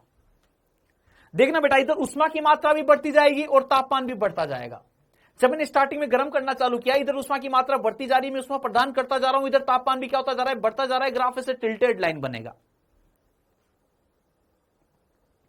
लेकिन बेटा इसका तापमान एक लिमिट तक बढ़ सकता है। मैंने बोला इसका तापमान कहां तक बढ़ सकता है, एक लिमिट तक। अगर तापमान बढ़ते बढ़ते कौन सी अवस्था आ गई बेटा, गलनांक बिंदु आ गया। कौन सा बिंदु आ गया, गलनांक बिंदु आ गया। कौन सा बिंदु आ गया, गलनांक बिंदु, मेल्टिंग पॉइंट आ गया। अब बताओ जैसे मेल्टिंग पॉइंट आया, मान लो 0 डिग्री सेंटीग्रेड हो गया तापमान, बर्फ थी, -20 से कहां तक बढ़ा तापमान, 0 तक। अब बेटा ये बताओ कि 0 के बाद में भी क्या तापमान बढ़ेगा क्या? अगर मैं ऊष्मा प्रदान करूंगा तो क्या 0 के बाद में भी तापमान बढ़ेगा क्या? कुछ टाइम तक तो नहीं बढ़ेगा, कुछ टाइम तक तो नहीं बढ़ेगा। पहले ठोस पूरा किस में जाएगा, द्रव में जाएगा। अब देखना बेटा मैं ऊष्मा तो प्रदान करता जा रहा हूं, इधर क्यू का मान तो बढ़ता जा रहा है, क्यू एक्स पे है, एक्सिस देख लीजिए, इधर तापमान है। ग्राफ अप डाउन जाने का मतलब तापमान का बढ़ना घटना। ग्राफ राइट में जाने का मतलब उष्मा की मात्रा बढ़ना घटना। इधर क्या है बेटा, उष्मा है, एक्स एक्सिस पे क्या है, उष्मा है, वाई एक्सिस पे क्या है, टेम्परेचर है। ग्राफ अप डाउन होगा मतलब टेम्परेचर बढ़ेगा घटेगा, ग्राफ अप लेफ्ट राइट जाएगा मतलब उष्मा की मात्रा बढ़ेगी घटेगी। तो बेटा मैंने और उष्मा प्रदान की, और उष्मा प्रदान की, और उष्मा प्रदान की, लेकिन बेटा टेम्परेचर में कोई चेंज नहीं हो रहा है। मेल्टिंग पॉइंट पे पहले पूरा का पूरा ठोस किसमें बदला होगा, द्रव में। मान लीजिए यहां आते आते पूरा द्रव बन गया, पूरा द्रव बन गया, यहां पर 0 डिग्री सेंटीग्रेड का जल बन गया पूरा। अब बेटा इसके बाद भी मैं उष्मा प्रदान करूंगा। देखो इधर उष्मा की मात्रा बढ़ती जा रही है लेकिन तापमान नहीं बढ़ा। ये बर्फ जब तक किसमें बदली, पूरी की पूरी जल में। यहां पर मेल्टिंग पॉइंट पर आके बर्फ पूरी किसमें बदलेगी, पहले जल में। पूरा बर्फ जब तक जल में नहीं बदल जाता तब तक तापमान में कोई अंतर नहीं हुआ, ग्राफ अप डाउन नहीं गया, उष्मा की मात्रा बढ़ती जा रही है, उष्मा की मात्रा बढ़ती जा रही है, बढ़ती जा रही है। क्यू का मतलब क्या है बेटा, जो उष्मा प्रदान कर रहा हूं मैं वो क्यू है। क्यू का मतलब उष्मा की मात्रा, टी का मतलब वस्तु का ताप। फिर बेटा मैंने बोला ये जब पूरा जल में बदल गया है, अब इसके बाद भी अगर बेटा तुम उष्मा प्रदान करोगे तो जल का तापमान बढ़ेगा। अब जल का तापमान बढ़ेगा, फिर से उष्मा प्रदान करूंगा, फिर से तापमान बढ़ना स्टार्ट होगा। लेकिन कहां तक बेटा, कहां तक, केवल और केवल कहां तक, जब तक कि इसका बॉइलिंग पॉइंट ना आ जाए, जब तक कि इसका बॉइलिंग पॉइंट ना आ जाए, जब तक इसका बॉइलिंग पॉइंट ना आ जाए। फिर बॉइलिंग पॉइंट पे फिर से क्या कहानी होगी, फिर बॉइलिंग पॉइंट पर फिर से क्या कहानी होगी, बॉइलिंग पॉइंट पर पूरा का पूरा जल, अभी पूरा का पूरा जल पहले किसमें बदलेगा, गैस में बदलेगा। पूरा का पूरा जल किसमें बदलेगा, गैस में। बॉइलिंग पॉइंट पे ग्राफ कैसा बनेगा, मेल्टिंग पॉइंट बॉइलिंग पॉइंट पे ग्राफ कैसा बनेगा, फ्लैट बनेगा, flat graph, flat line, horizontal line. केवल उष्मा बढ़ती जा रही है, उष्मा बढ़ती जा रही है, तापमान में कोई चेंज नहीं हो रहा, पूरा का पूरा अवस्था परिवर्तन है। फिर बेटा जब पूरी वाष्प बन जाएगी, पूरी वाष्प बन जाएगी, तब फिर से टेम्परेचर बढ़ना। फिर भी मैं, फिर अगर उष्मा प्रदान, पूरी वाष्प बन गई, फिर अगर मैंने आगे और उष्मा प्रदान करी तो बेटा इस वाष्प का तापमान क्या होने लगेगा, बढ़ने लगेगा। अब बेटा यहां से लेकर यहां तक के मैं प्रोसेस के नाम लिख रहा हूं, प्रक्रम के नाम लिख रहा हूं, सारे प्रक्रमों के नाम लिख रहा हूं। ये प्रक्रम कौन कौन से हैं, ये प्रक्रम कौन कौन से हैं, इन प्रक्रमों के नाम लिख रहा हूं। देखो बेटा यहां पर क्या सबसे पहले ठोस अवस्था थी, क्या इसको बोला जाता है ठोस को गर्म करना। इस वाले प्रक्रम को क्या बोला जाता है, ठोस को गर्म करना। ताप बढ़ाने का मतलब गर्म करना। इस वाले प्रक्रम को बोला जाता है बेटा गलन। इस वाले प्रक्रम को बोला जाता है गलन। जब यहां पूरा द्रव बन जाएगा इसको बोला जाएगा द्रव को गर्म करना, द्रव को गर्म करना। इस वाले को बोला जाएगा बेटा वाष्पीकरण।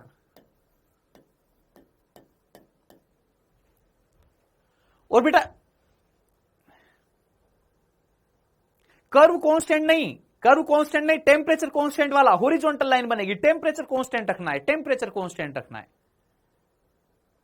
हाँ constant, temperature constant, curve constant नहीं होता। कर्व कांस्टेंट नाम का कोई वर्ड नहीं होता, टेम्परेचर कांस्टेंट बोलो, टेम्परेचर कांस्टेंट। कर्व कौन सा बनेगा, हॉरिजॉन्टल लाइन बनेगा, हॉरिजॉन्टल लाइन, ऐसे बोलो, कर्व कांस्टेंट नहीं बोलेंगे। ये क्या होता है, वाष्प को गर्म करना या गैस को गर्म करना।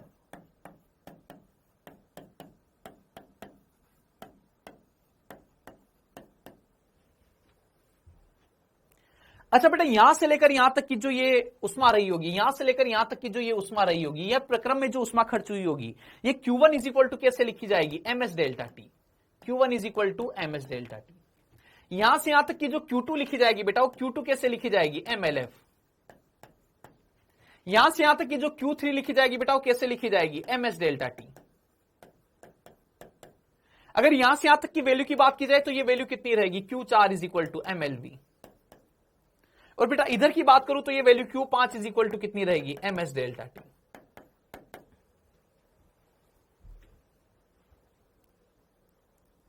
देखिए बेटा जी, क्या मैंने सभी प्रक्रमों में जो उष्मा की मात्रा लिखी है वो सही है क्या? अभी अभी जब अपन ने क्वेश्चन किए थे तब इसी टाइप से लिख रहे थे क्या अपन उष्मा की मात्रा, इसी टाइप से उष्मा की मात्रा लिखी जा रही थी। अब बेटा जो कर्व पे जो पॉइंट है, इन पॉइंट को भी बता रहा हूं मैं, है ना। मैंने बोल दिया ये तो ओरिजिन है, ओरिजिन O पॉइंट है ना। इस वाले को बोल दिया A पॉइंट,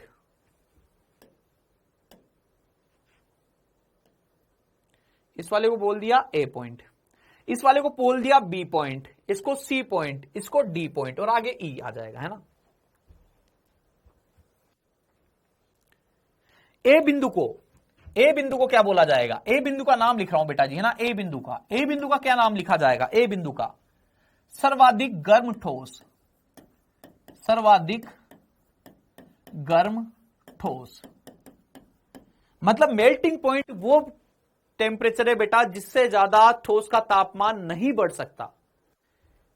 ठोस का टेम्परेचर इससे ज्यादा नहीं हो सकता। मेल्टिंग पॉइंट पर आके ठोस को पहले किस में बदलना पड़ता है? वाष्प में बदलना पड़ता है। तो बेटा बी की बात करूं तो बी पर लिखा जाएगा पूर्ण द्रव। बी पर क्या आ जाएगा? पूर्ण द्रव। अच्छा, फिर द्रव गर्म होने लगेगा। सी बिंदु को क्या बोला जाएगा? सर्वाधिक गर्म द्रव। इसके बाद में द्रव नहीं हो सकता। द्रव का टेम्परेचर बॉइलिंग पॉइंट से ज्यादा नहीं हो सकता। तो बॉइलिंग पॉइंट वाला जो बिंदु है, बॉइलिंग पॉइंट पर क्या बोला जाएगा कि सर्वाधिक गर्म द्रव है, सर्वाधिक गर्म द्रव है। द्रव का तापमान उसके बॉइलिंग पॉइंट से ज्यादा नहीं हो सकता।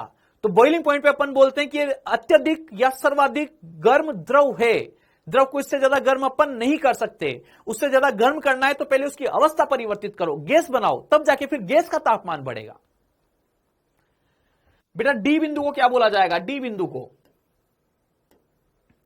को क्या बोला जाएगा? पूर्ण वाष्प। क्या बोला जाएगा? पूर्ण वाष्प। अच्छा बेटा कभी कभी क्वेश्चन ऐसे भी बनाता है, वो कभी कभी क्वेश्चन ऐसे भी बनाता है।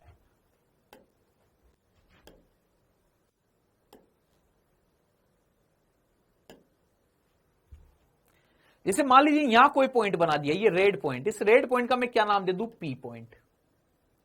अच्छा पी पॉइंट पर बताओ अवस्था क्या रहेगी? पी पॉइंट पर अवस्था क्या रहेगी? पी पॉइंट पर क्या अवस्था रही होगी? तो बेटा अगर मैं पी पॉइंट की अवस्था लिखूं तो यहां पर बेटा बर्फ, यहां पर बर्फ किस में बदलना चालू हुआ? जल में। लेकिन जल तो पूरा यहां तक आके बना है। यहां पर बेटा जैसे मान लो 0 डिग्री सेंटीग्रेड की बर्फ थी, वो धीरे धीरे जल बनने लगी। यहां पे तो आधा ही प्रक्रम पूरा हुआ है अभी। यहां जाते जाते पूरा जल बनेगा। मतलब यहां पे तो आधा बर्फ होगा और आधा जल होगा। तो बेटा अगर पी पॉइंट की बात करूं तो यहां पे क्या रहेगा? ठोस प्लस द्रव। क्या रहेगा? ठोस प्लस द्रव अवस्था रहेगी। ऐसे बेटा यहां पे होता वाष्पीकरण वाले प्रक्रम के बीच में पूछा होता तो क्या रहता? द्रव प्लस वाष्प, द्रव प्लस गैस।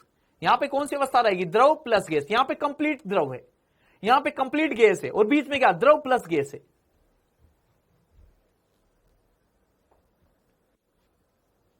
समझो बेटा जी, बात को समझो।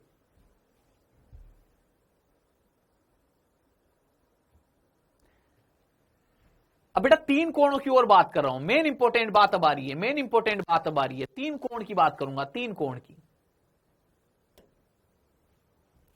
इस वाले कोण को क्या बोल रहा हूं बेटा? अल्फा। इस वाले कोण को क्या बोल रहा हूं बेटा? बीटा। इस वाले कोण को क्या बोल रहा हूं बेटा? गामा। इस वाले कोण, एक कोण को क्या बोल रहा हूं? अल्फा। एक कोण को क्या बोल रहा हूं? बीटा। एक कोण को क्या बोल रहा हूं? गामा। बेटा 5 ग्राफ है, 5 में से 2 लाइन तो हॉरिजॉन्टल है, उनका कोण तो 0 0 है। बाकी यहां बनने वाले कोण को अल्फा, यहां बनने वाले कोण को बीटा, यहां बनने वाले कोण को गामा। वो बोलेगा अल्फा ज्यादा होगा, बीटा ज्यादा होगा या गामा ज्यादा होगा। ऑर्डर पूछा जाता है इनका कि अल्फा ज्यादा होगा, बीटा ज्यादा होगा या फिर गामा ज्यादा होगा। अच्छा बेटा इन कोणों की अगर मैं बात करूं, इन कोणों की मैं बात करूं तो मुझे बताओ ये कोण क्या है? अल्फा कब का कोण है? अल्फा कब का कोण है? जब ठोस की हीटिंग हो रही है, सॉलिड की हीटिंग हो रही है, जब ठोस गर्म हो रहा है। जब ठोस गर्म हो रहा है वो कोण क्या है? अल्फा। जब द्रव गर्म हो रहा है वो कोण क्या है? बीटा। और जब गैस गर्म हो रही है वो कोण क्या है? गामा। जब ठोस गर्म होगा तब तो अल्फा, जब द्रव गर्म होगा तब बीटा, और जब गैस गर्म होगी तब गामा। टेम्परेचर बढ़ने वाले प्रोसेस की बात करेंगे। टेम्परेचर बढ़ने वाले प्रोसेस में कोण बनेगा। अवस्था परिवर्तन में तो कोण 0 है।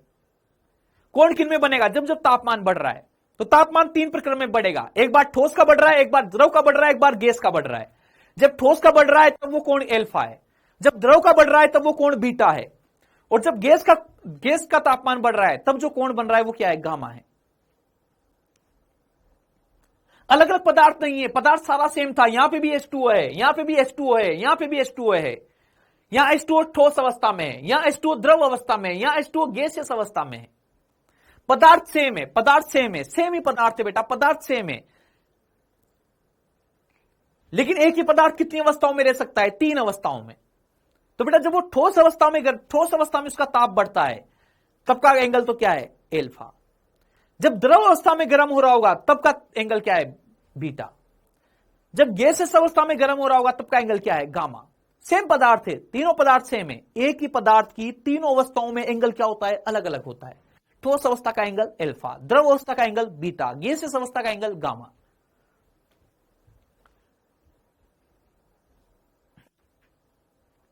एल्फा, बीटा, गामा, ठोस,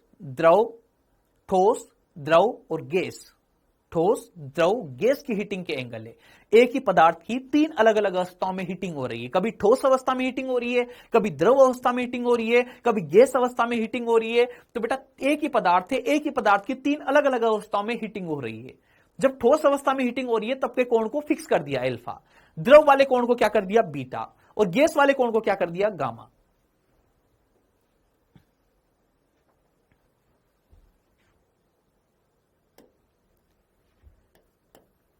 ten theta is equal to delta Y upon delta X. याद आ रहा है क्या भाई? सरल रेखा का ढाल, सरल रेखा का ढाल क्या होता है? Delta Y upon delta X. Generally ढाल को क्या लिखा जाता है? ढाल के जनरल फॉर्मूला क्या है ढाल का? अवकलन dy by dx। General formula क्या है? dy by dx। पर मैंने बोला ग्राफ जब भी सरल रेखा बनेगा, ग्राफ जब भी स्ट्रेट लाइन बनेगा, ग्राफ जब भी सरल रेखा बनेगा, तो सरल रेखा का ढाल क्या लिखा जाता है? सरल रेखा का ढाल क्या लिखा जाता है? Delta Y upon delta X. क्या लिखा जाता है? Delta Y upon delta X. तो बेटा ग्राफ सरल रेखा ही बन रहे थे, तीनों सरल रेखा बन रहे थे, तो मैं क्या लिखूंगा? Tan theta is equal to delta Y upon delta X. Tan theta ही तो पता करना है, थीटा को ही तो कंपेयर करना है, अल्फा बीटा गामा ही तो बताना है मुझे। तो टेन थीटा देख रहे हैं, टेन थीटा क्या आएगा? अच्छा बेटा tan theta delta Y upon delta X. एक बार बताओ वाई एक्सिस पे क्या आ रहा है? तापमान आ रहा है क्या? वाई एक्सिस पे ताप आ रहा है क्या? एक्स एक्सिस पे क्या आ रहा है? क्यू आ रहा है क्या? तो ऐसे लिख दूं क्या डेल्टा वाई की जगह? Delta T upon delta Q. बोलिए भाई, लिख सकता हूं ऐसा? वाई एक्सिस पे क्या था? तापमान, एक्स एक्सिस पे क्या था? Delta Q. अच्छा ये जो उष्मा की मात्रा है, इस उष्मा की मात्रा का फॉर्मूला देखो, जिन तीनों प्रक्रम में कोण कंपेयर करना है, जिन तीनों प्रक्रम में कोण कंपेयर करना है बेटा, जिन तीनों प्रक्रम में कोण कंपेयर करना है, सब जगह क्या उष्मा की मात्रा ms delta T, ms delta T, ms delta T है क्या? जिन तीनों प्रक्रम में मुझे कोण कंपेयर करना है, क्या सब जगह उष्मा की मात्रा ms delta T, ms delta T है क्या? तो बेटा जिन तीनों प्रक्रमों में मुझे कोण कैलकुलेट करना है, इन तीनों में क्यू की डेल्टा क्यू की जगह क्या लिखूंगा? ms delta T, ms delta T. Delta T से डेल्टा टी खत्म। तो बेटा जो टेन थीटा आएगा, टेन थीटा आएगा is equal to 1 upon MS आएगा, 1 अपॉन एमएस। या फिर इसको बेटा क्या भी बोलते हैं? 1 upon heat capacity, 1 upon heat capacity. M multiplied by S heat capacity के इक्वल होता है। अभी बात कर लेंगे कैसे होता है, लेकिन क्या लिखोगे? 1 अपॉन हीट कैपेसिटी। अच्छा अगर क्वेश्चन सोल्व करने हो, न्यूमेरिकल सोल्व करने हो, वैल्यू का आइडिया बताना हो, अल्फा बीटा गामा में से कौन ज्यादा होगा, तो tan theta inversely proportional to क्या होगा? एस होगा। Tan theta inversely proportional to क्या होगा? एस होगा। मतलब जिस अवस्था में विशिष्ट उष्मा ज्यादा है उस अवस्था वाला एंगल कम होगा, जिस अवस्था में विशिष्ट उष्मा कम है उस अवस्था वाला एंगल ज्यादा होगा, उस अवस्था वाला एंगल ज्यादा होगा।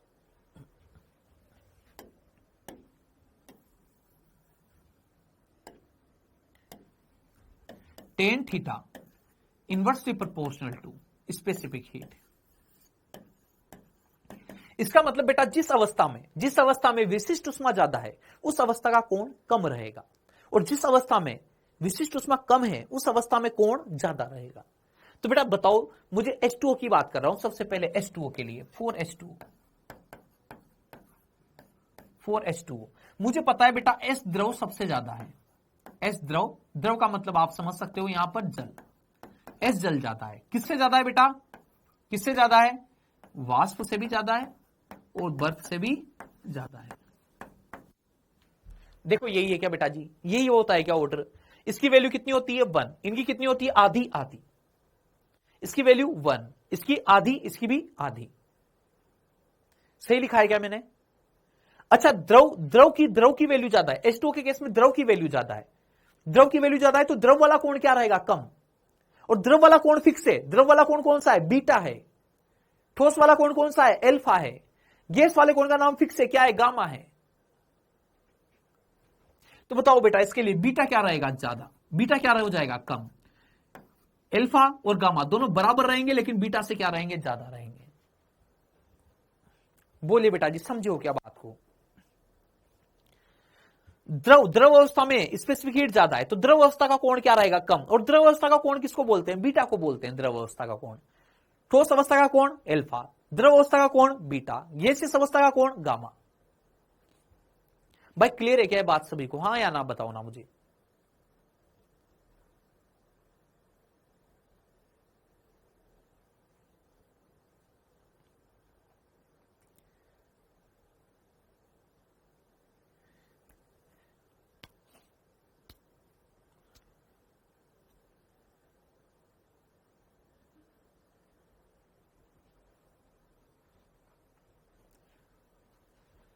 अच्छा, बाकी अन्य पदार्थों की बात कर रहा हूं। अन्य पदार्थों के लिए ऑर्डर क्या होता है बेटा? कि ठोस में क्या होता है? सबसे कम, फिर क्या होता है? द्रव, फिर क्या होता है? गैस।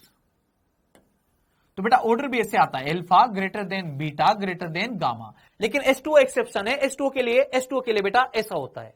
H2O एक्सेप्शन है। जो अपन पढ़ते हैं वो अपवाद पढ़ रहे हैं, H2O पढ़ रहे हैं। H2O क्या है बेटा? अपवाद है। उसमें ऑर्डर डिस्टर्ब होता है, कुछ भी हो सकता है। H2O हर जगह एक्सेप्शन है। जल का व्यवहार ही क्या है? विचित्र है। बाकी औरों के लिए अन्य पदार्थ होते बेटा, तो उनके लिए ये ऑर्डर होता है, तो कोण का ऑर्डर ये रहेगा। लेकिन जल के लिए स्पेशल ये रहेगा बेटा।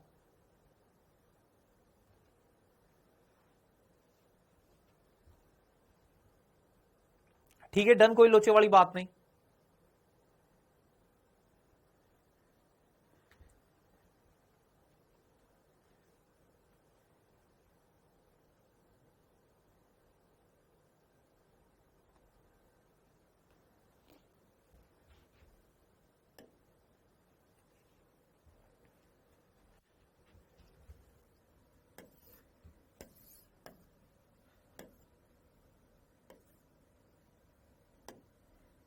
क्वेश्चन देखिएगा बेटा जी, ना एक क्वेश्चन लिख रहा हूं।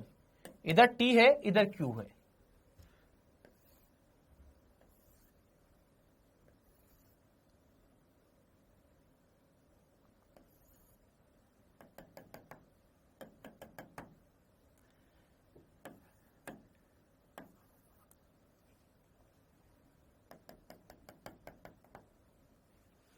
एक तो बेटा ए पदार्थ है, एक बी पदार्थ है ना। तो मुझे पूछा जा रहा है एक तो बेटा एस ए और एस बी के मध्य संबंध।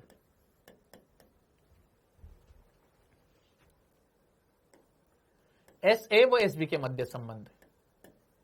एस ए व एस बी के मध्य संबंध, कौन बड़ा होगा कौन छोटा होगा ये बताना है। और सेकंड बेटा एल ए व एल बी के मध्य संबंध।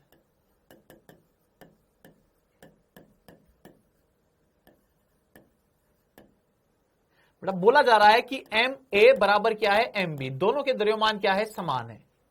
दोनों के द्रव्यमान क्या है बेटा? समान है।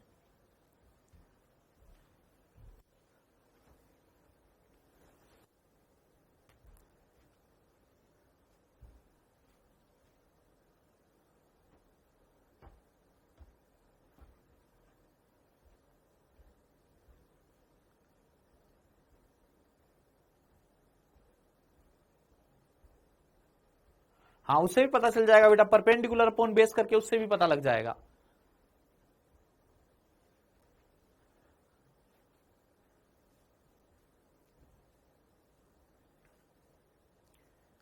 द्रव्यमान दोनों का समान है बेटा। यहां पे बताओ, पहले कोण देख के बताओ मुझे कि कोण किसका ज्यादा दिख रहा है। जिसका कोण ज्यादा दिखेगा उसकी विशिष्ट उष्मा क्या रहेगी? कम रहेगी। Tan theta inversely proportional to S.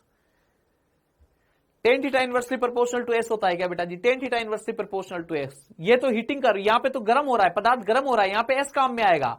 ये अवस्था परिवर्तन है, ये अवस्था परिवर्तन है, यहां पे एल काम में आएगा।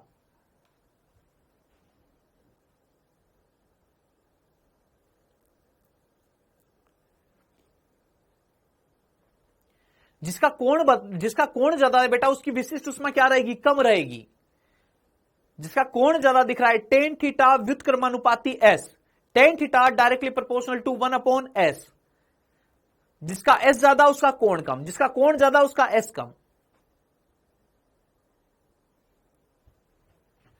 बताओ बेटा जी, थीटा ए ग्रेटर देन क्या दिख रहा है, थीटा बी। इसका मतलब एस ए लेस देन क्या हो जाएगा बेटा, एस बी। कारण बताइए, कारण चूंकि tan theta inversely proportional to S होता है।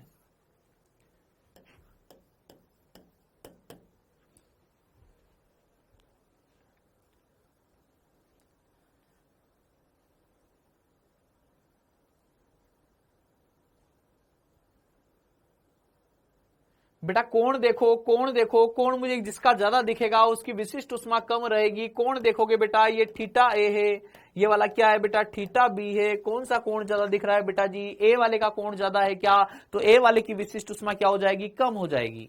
ए वाले की विशिष्ट उष्मा क्या हो जाएगी, कम हो जाएगी। अच्छा बेटा, इनके लिए कैसे कंपेयर करना है देखना। अब इधर एल वाली कैसे कंपेयर करनी वैल्यू, एल वाली वैल्यू की बात कर रहा हूं, एल वाली वैल्यू कैसे कंपेयर करनी है। अच्छा बेटा ये बताओ कि क्यू की वैल्यू किसके लिए ज्यादा है।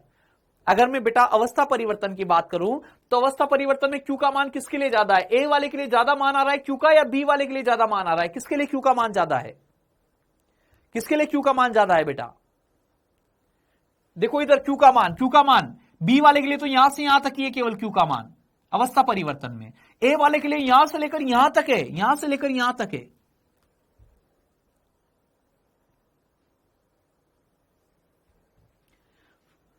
तो बेटा इसको सोल्व करने के लिए ऐसे लिख दोगे क्या, सोल्व करने के लिए ऐसे लिख दोगे क्या बेटा जी, सुनना मेरी बात को, कि क्यू ए ग्रेटर देन क्या है, क्यू बी है। क्यू ए कैसे लिखोगे, M L A greater than क्या रहेगा, एम एल बी। मास दोनों का सेम दे रखा है, निपट जाएगा, तो एल ए ग्रेटर देन क्या रहेगा, एल बी। तो जिसकी लेंथ ज्यादा दिखे, हॉरिजॉन्टल ग्राफ में जिसकी लेंथ ज्यादा दिखे उसकी विशिष्ट उष्मा भी क्या है, उसकी लेटेंट हीट भी क्या है, ज्यादा है। डर नहीं बेटा जी, देख लीजिए इसी टाइप का क्वेश्चन बनता है इसमें, केवल और कोई क्वेश्चन की कोई वो नहीं है। ये दो टाइप के क्वेश्चन बनते हैं हीटिंग कर्व में से। और कभी कभी मैंने बताया था कि वो बीच में पॉइंट देके से पूछ लेता है कि ये यहां पर कौन सी अवस्था होगी, और कभी कभी प्रक्रम के नाम पूछ लेता है। ऐसे ग्राफ दे दिया जाएगा तुम्हें, प्रक्रम का नाम पूछा जाएगा, ऐसे ग्राफ का नाम दे दिया, बीच में बोल देगा इस प्रक्रम का नाम क्या है, इस प्रक्रम में क्या हो रहा है, इस प्रक्रम में क्या हो रहा है, द्रव का तापमान बढ़ रहा है, ये प्रक्रम का नाम क्या है, ये प्रक्रम का नाम क्या है, वाष्पीकरण नाम है इस प्रक्रम का, इस प्रक्रम का नाम क्या है, गलन नाम है इस प्रक्रम का। एक तो बेटा प्रक्रम के नाम याद रखिएगा। पहली वाली जो हॉरिजॉन्टल लाइन आती है वो गलन है, दूसरी वाली जो हॉरिजॉन्टल लाइन आती है वो वाष्पीकरण है।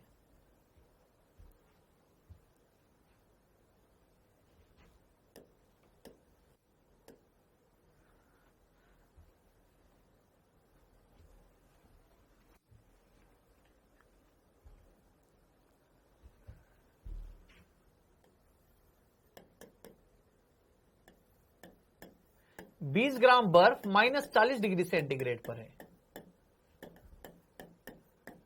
तो 8 ग्राम बर्फ को पिघलाने के लिए 8 ग्राम बर्फ को पिघलाने के लिए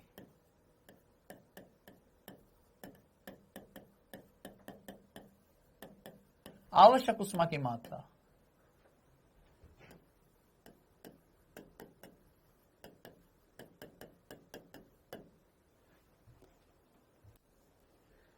लीजिए बेटा जी, अब ग्राफ पढ़ चुके हैं, वापस वही उन्हीं क्वेश्चनों पे आ चुका हूं वापस, लेकिन क्वेश्चन अब थोड़ा सा एक्स्ट्रा है।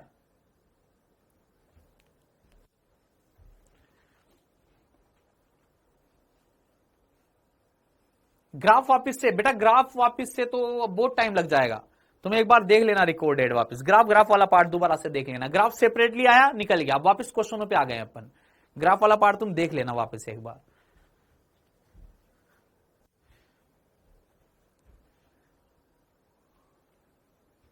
मंडे की क्लास और लेंगे अपन, है ना, आज ज्यादा जल्दीबाजी में खत्म नहीं करेंगे, है ना, मंडे की क्लास और ले लेंगे, कोई दिक्कत नहीं है, मंडे को कर देंगे कंप्लीट।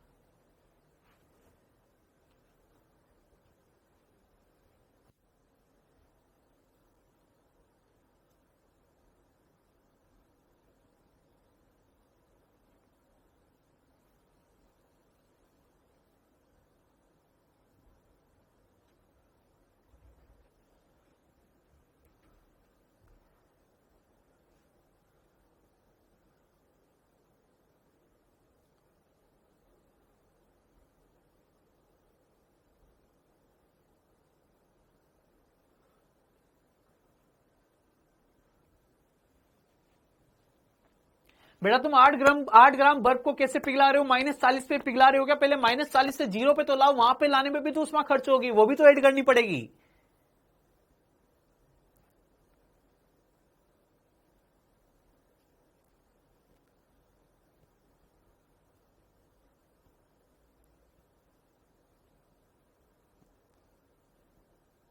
बेटा ये तो मुझे नहीं पता कौन सा आएंगे। बेटा इसमें तुम डायरेक्ट 8 ग्राम का MLF से मत कैलकुलेट कर देना। 8 ग्राम की बर्फ डायरेक्ट पिघलने थोड़ी लग जाएगी बेटा। -40 से पहले कहां पे आएगी? 0 पे आएगी। तो -40 से पहले 0 पे लाओ बर्फ को, फिर उसके बाद 8 ग्राम पिघलाना।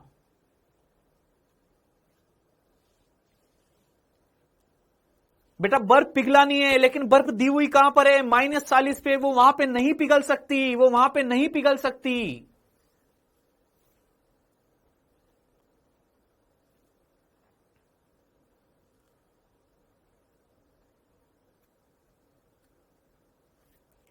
-40 पे थोड़ी पिघलने लग जाएगी भाई साहब। ये तो पहले कहां पे आएगी? 0 पे आएगी। पहले कहां पे आएगी? 0 पे आएगी। सुनना बेटा जी, मेरी बात को सुनना। मैंने बोला 20 ग्राम बर्फ है, -40 डिग्री सेंटीग्रेड। -40 डिग्री सेंटीग्रेड की बर्फ है बेटा, और कहां पर है? कितना ग्राम है? 20 ग्राम बर्फ है। 20 ग्राम -40 डिग्री सेंटीग्रेड की बर्फ है ये। अच्छा बताओ, मेरे से बोला जाए कि मुझे इतनी ठंडी बर्फ दे दी, मुझे इतनी ठंडी बर्फ दे दी भाई साहब, और इतनी ठंडी बर्फ देके मेरे से बोला जा रहा है कि इसमें से 8 ग्राम पिघला के लिया। भाई किसी ने मुझे फ्रिज में से बर्फ निकाल के दी और बोला कि इसमें से 8 ग्राम पिघला के लिया। तो बेटा मैं जैसे इसको गैस पर चढ़ाऊंगा, तो ये डायरेक्ट पिघलने थोड़ी लग जाएगी, डायरेक्ट थोड़ी पिघलने लग जाएगी। पहले मैं जैसे इसको गैस पे रखूंगा तो पहले पूरी बर्फ कहां पे आएगी? 0 पे आएगी। 0 डिग्री सेंटीग्रेड की बर्फ पे आएगी पूरी की पूरी 20 ग्राम, पूरी की पूरी 20 ग्राम। फिर इसमें से कितना ग्राम पिघलेगा? 8 ग्राम पिघलेगा। 8 ग्राम पिघलेगा। 8 ग्राम क्या बन जाएगा? 0 डिग्री सेंटीग्रेड का जल। तो यहां पर जब मैं तापमान बढ़ा रहा हूं तो क्या लिखूंगा? Q1 is equal to MS delta T. Mass कितना बेटा? 20। S कितना बेटा? आधा। और डेल्टा टी कितना बेटा? 40। कितना आ जाएगा? 400 आ जाएगा क्या? बताओ।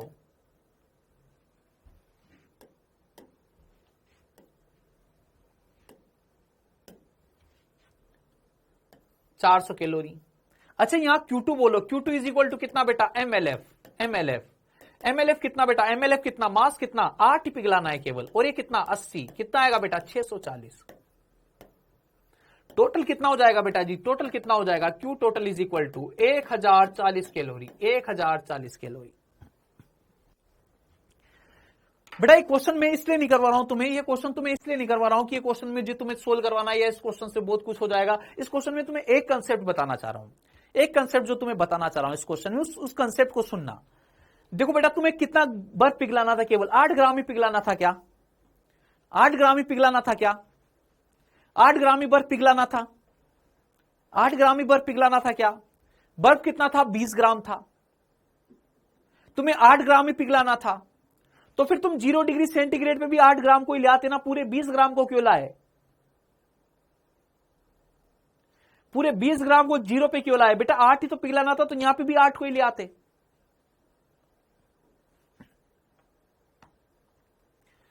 समझे हो क्या तुम मेरी बात को? मेरा क्वेश्चन क्या है?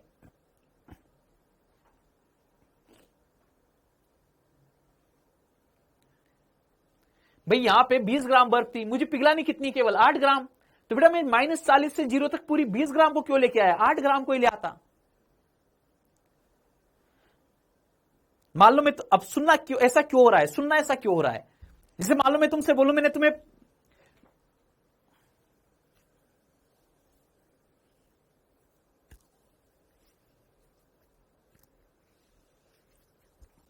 पिघला नहीं है, यहां पे नहीं पिघला है, यहां पे तो केवल बर्फ बहुत ज्यादा ठंडी थी, वो नॉर्मल टेम्परेचर पे आई, पिघलने की अवस्था में आई। तो मैं यहां पे जब 0 की बर्फ पे लाया, मैं अभी बर्फ ही है, यहां पे बर्फ ही है, यहां पे कोई अवस्था परिवर्तन नहीं हुआ, यहां पे पिघलना चालू नहीं हुआ है। ये केवल तापमान बढ़ रहा है बर्फ का। बर्फ बहुत ज्यादा चिल्ड है, उससे थोड़ी कम चिल्ड हो रही है, मतलब 0 की तरफ आ रही है। तो बेटा मैं ये कह रहा हूं कि जब भी ताप बढ़ता है, जैसे मान लीजिए मैंने तुम्हें पानी दिया, मैंने तुम्हें एक भगोनी में पानी रख के दिया कि बेटा इस पानी को, सुनिए बेटा, बात को सुनिए, मेरी बात को सुनिए बेटा। मैंने तुम्हें जैसे मान लीजिए एक भगोनी दी है ना, एक भगोनी दी, मैंने उस भगोनी में मान लीजिए बेटा 3 कप पानी डाल दिया। कितने कप पानी डाला? 3 कप। अब 3 कप पानी में से मैं तुमसे बोलूं बेटा कि इस भगोनी में से जाओ, इस भगोनी को गर्म करो और इसमें से 1 कप पानी को वाष्पित कर दो। भगोनी में कितना पानी है? 3 कप। वाष्पित कितना करना है? केवल 1 कप। तो बेटा तो क्या तुम उसको गर्म करने लेके जाओगे तो क्या तुम ऐसा कोई जादू कर सकते हो क्या कि एक साइड का 1 कप पानी तो गर्म होता रहे और बाकी के 2 कप ठंडे बने रहे? ऐसा थोड़ी होगा। जब भी अपन गर्म करते हैं, जब भी तापमान बढ़ता है तो पूरे पदार्थ का एक साथ बढ़ता है। तापमान जब भी बढ़ता है पूरे पदार्थ का एक साथ बढ़ता है।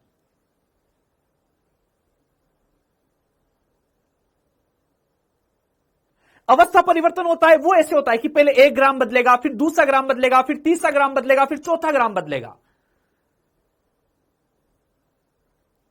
लेकिन जब ताप बढ़ता है तो पूरे पदार्थ का एक साथ बढ़ता है। तुम चाय बनाने लगे तो चाय बनाने लगे तो ऐसा नहीं कि पहले एक कप चाय गर्म होकर बाहर आ जाएगी, फिर दूसरे कप वाली चाय गर्म होकर बाहर आएगी, फिर तीसरा कप बन के बाहर आएगा। ऐसा नहीं होता, पूरी चाय एक साथ बनती है। तो ताप जब भी बढ़ाना हो तो पूरे पदार्थ का, पूरे द्रव्यमान का एक साथ बढ़ता है ताप।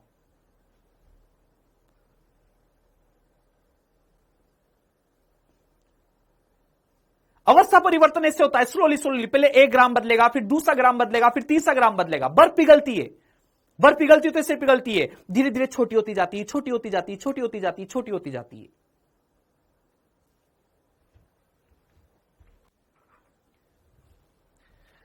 अवस्था परिवर्तन में चाहे अपन उतना मास को बदल सकते हैं, लेकिन बेटा जब ताप बढ़ाने की बात आती है तो ताप तो पूरे पदार्थ का ही बढ़ाना पड़ता है। ऐसा नहीं कर सकते अपन कि आधे अधूरे का ताप बढ़ा दें, क्योंकि जब भी अपन गैस पे रखेंगे तो पूरे का ताप एक साथ बढ़ता है। डरे बेटा जी बात? तो ताप बढ़ाने वाले में कभी भी आधा अधूरा मास नहीं लिख सकते। ताप जब भी बढ़ता है संपूर्ण द्रव्यमान का एक साथ बढ़ता है।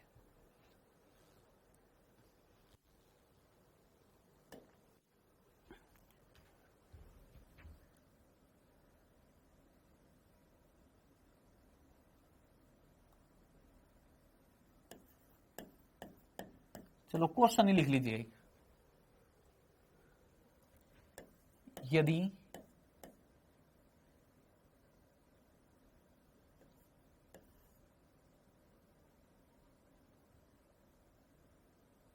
-10 डिग्री सेंटीग्रेड की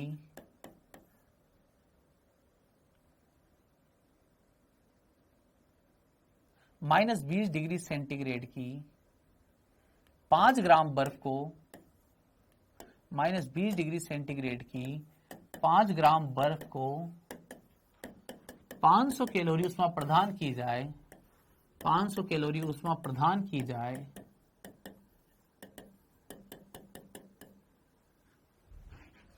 तो अंतिम अवस्था बताइए, अंतिम अवस्था बताइए।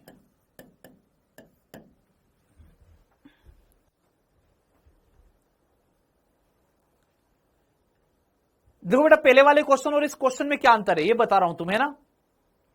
पहले वाले क्वेश्चन में से देखो -20 डिग्री सेंटीग्रेड की 5 ग्राम बर्फ, ऐसे इनिशियल कंडीशन गिवन होती थी तुम्हें, इनिशियल कंडीशन, और फिर तुम्हें फाइनल कंडीशन भी गिवन होती थी कि -20 डिग्री सेंटीग्रेड की बर्फ है, इसको 120 डिग्री सेंटीग्रेड की वाष्प में बदलो।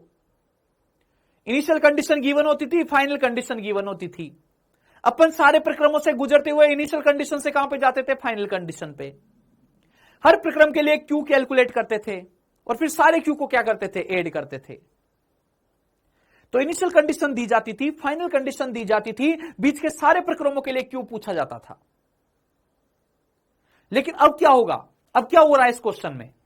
इस क्वेश्चन में तुम्हें प्रारंभिक अवस्था दे दी, क्यू का मान दे दिया और अंतिम अवस्था पूछी जा रही है तुमसे।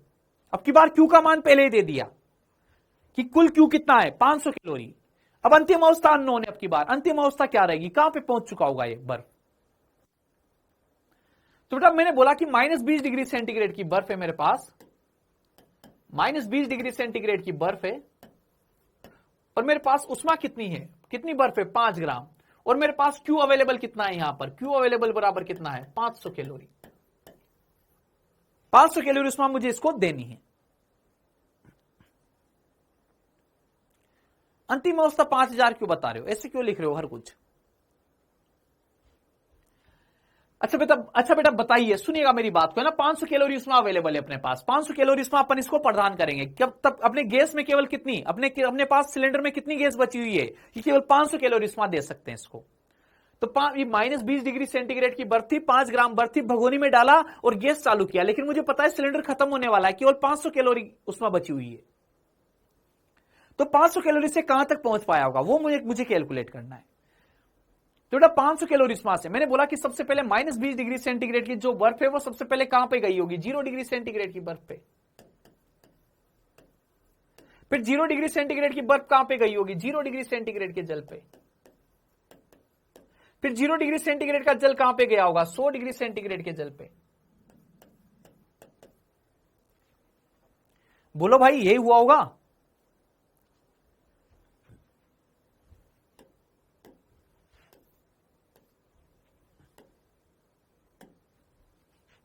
कहां पे गई होगी, 100 डिग्री सेंटीग्रेड के जल पे।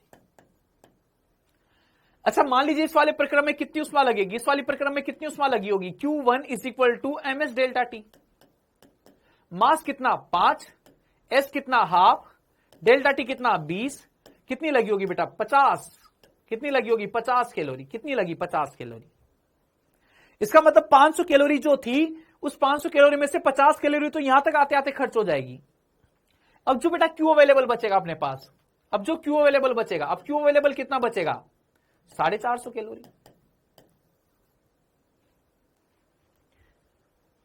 फिर 450 कैलोरी से बेटा सेकंड वाला प्रक्रम पूरा हो पाएगा नहीं हो पाएगा चेक कर रहा हूं। Q2 = mLF,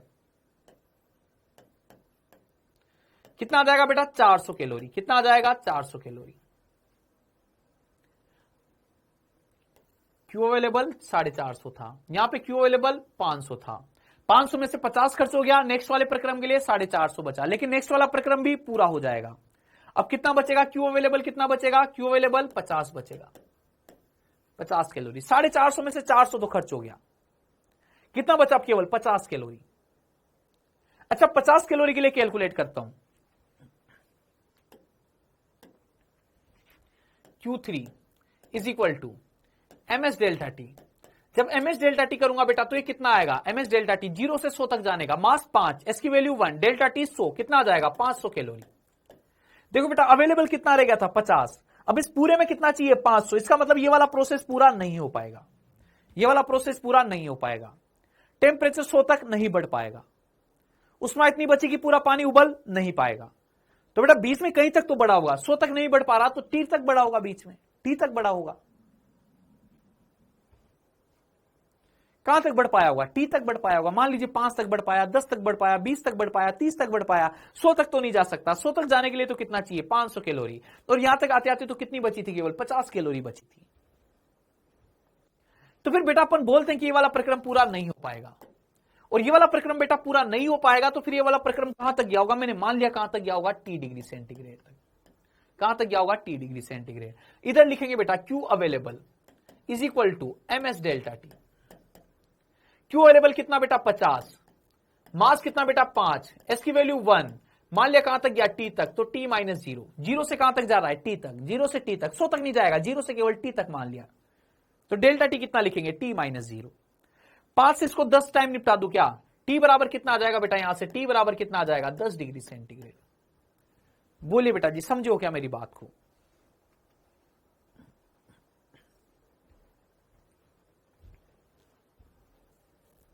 बोलिए बेटा जी क्वेश्चन समझ में तो आया है क्या तुम्हें।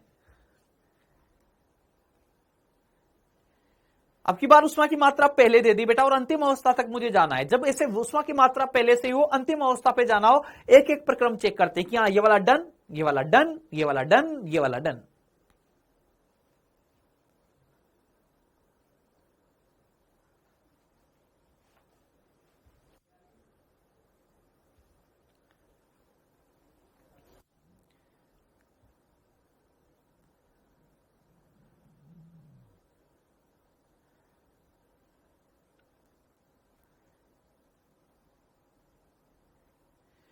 एक और क्वेश्चन लिखूं, ऐसा एक और क्वेश्चन लिखूं बेटा जी, एक क्वेश्चन और लिखूं ऐसा।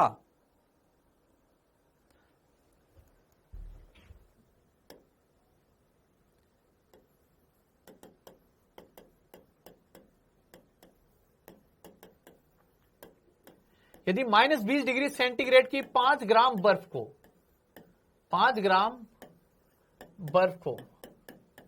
250 कैलोरी उसमें प्रदान की जाए, 250 कैलोरी उसमें प्रदान की जाए, 250 कैलोरी उसमें प्रदान की जाए, तो अंतिम उसमें बताइए, तो अंतिम अवस्था बताइए, अंतिम अवस्था बताइए।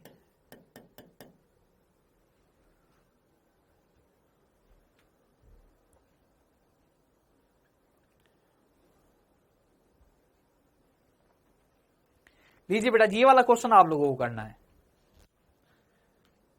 वही अवेलेबल उसमें लिख देंगे पहले, फिर एक एक प्रोसेस चेक करेंगे, किस प्रोसेस में इतनी खर्च हो गई, इसमें इतनी खर्च हो गई, इसमें इतनी खर्च हो गई, ऐसे।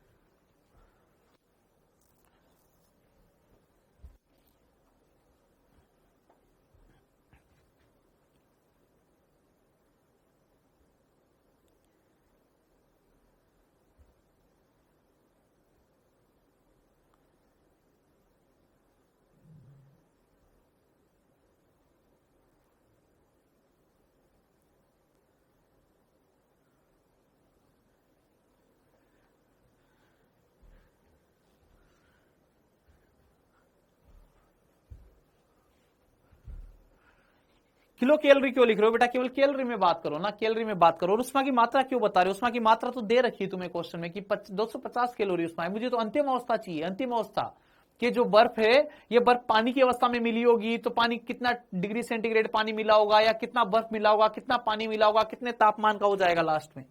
मुझे तो अवस्था चाहिए, अंतिम अवस्था, उष्मा की मात्रा नहीं पूछ रहा हूं।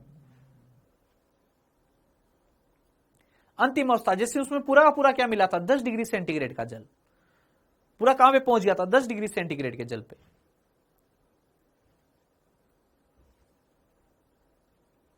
देखो पिछले वाले में अंतिम अवस्था क्या थी, अंतिम अवस्था की बात की जाएगी तो अंतिम अवस्था क्या रहेगी, जल रहेगा। कितने का, 100 का नहीं, ये वाला प्रक्रम पूरा नहीं हो पाया, कहां का, 10 डिग्री सेंटीग्रेड का जल मिलता।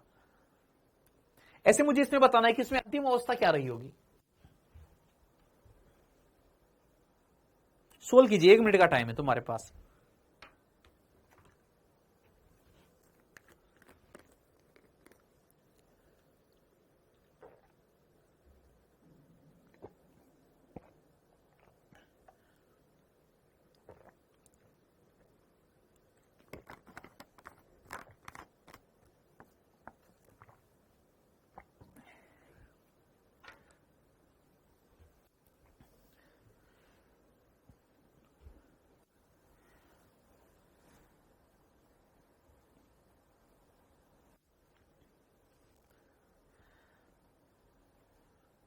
गायब हो गए हो, गायब हो गए हो सब।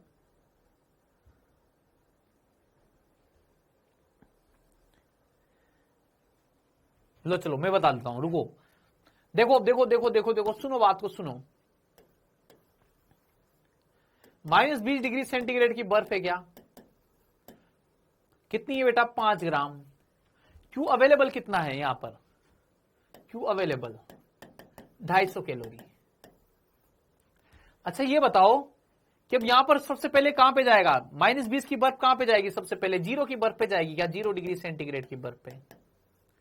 0 डिग्री सेंटीग्रेड की बर्फ में यहां पर जो Q1 आएगा वो कितना आएगा, ms डेल्टा टी, और ms डेल्टा टी से वैल्यू कितनी आएगी, 50 कैलोरी। इसका मतलब ये प्रोसेस डन हो जाएगा, कंप्लीट हो जाएगा। अब नेक्स्ट वाले पार्ट के लिए, नेक्स्ट वाले प्रोसेस के लिए केवल कितनी अवेलेबल है अपने पास, नेक्स्ट वाले के लिए कितनी अवेलेबल है, केवल और केवल 200 कैलोरी। कितनी अवेलेबल है, 200 कैलोरी। अच्छा नेक्स्ट प्रोसेस रहेगा क्या, बर्फ कहां पे जाएगी, पानी में, जल में जाएगी, और जल भी कौन सा, समान तापमान वाला जल, 0 डिग्री सेंटीग्रेड का जल।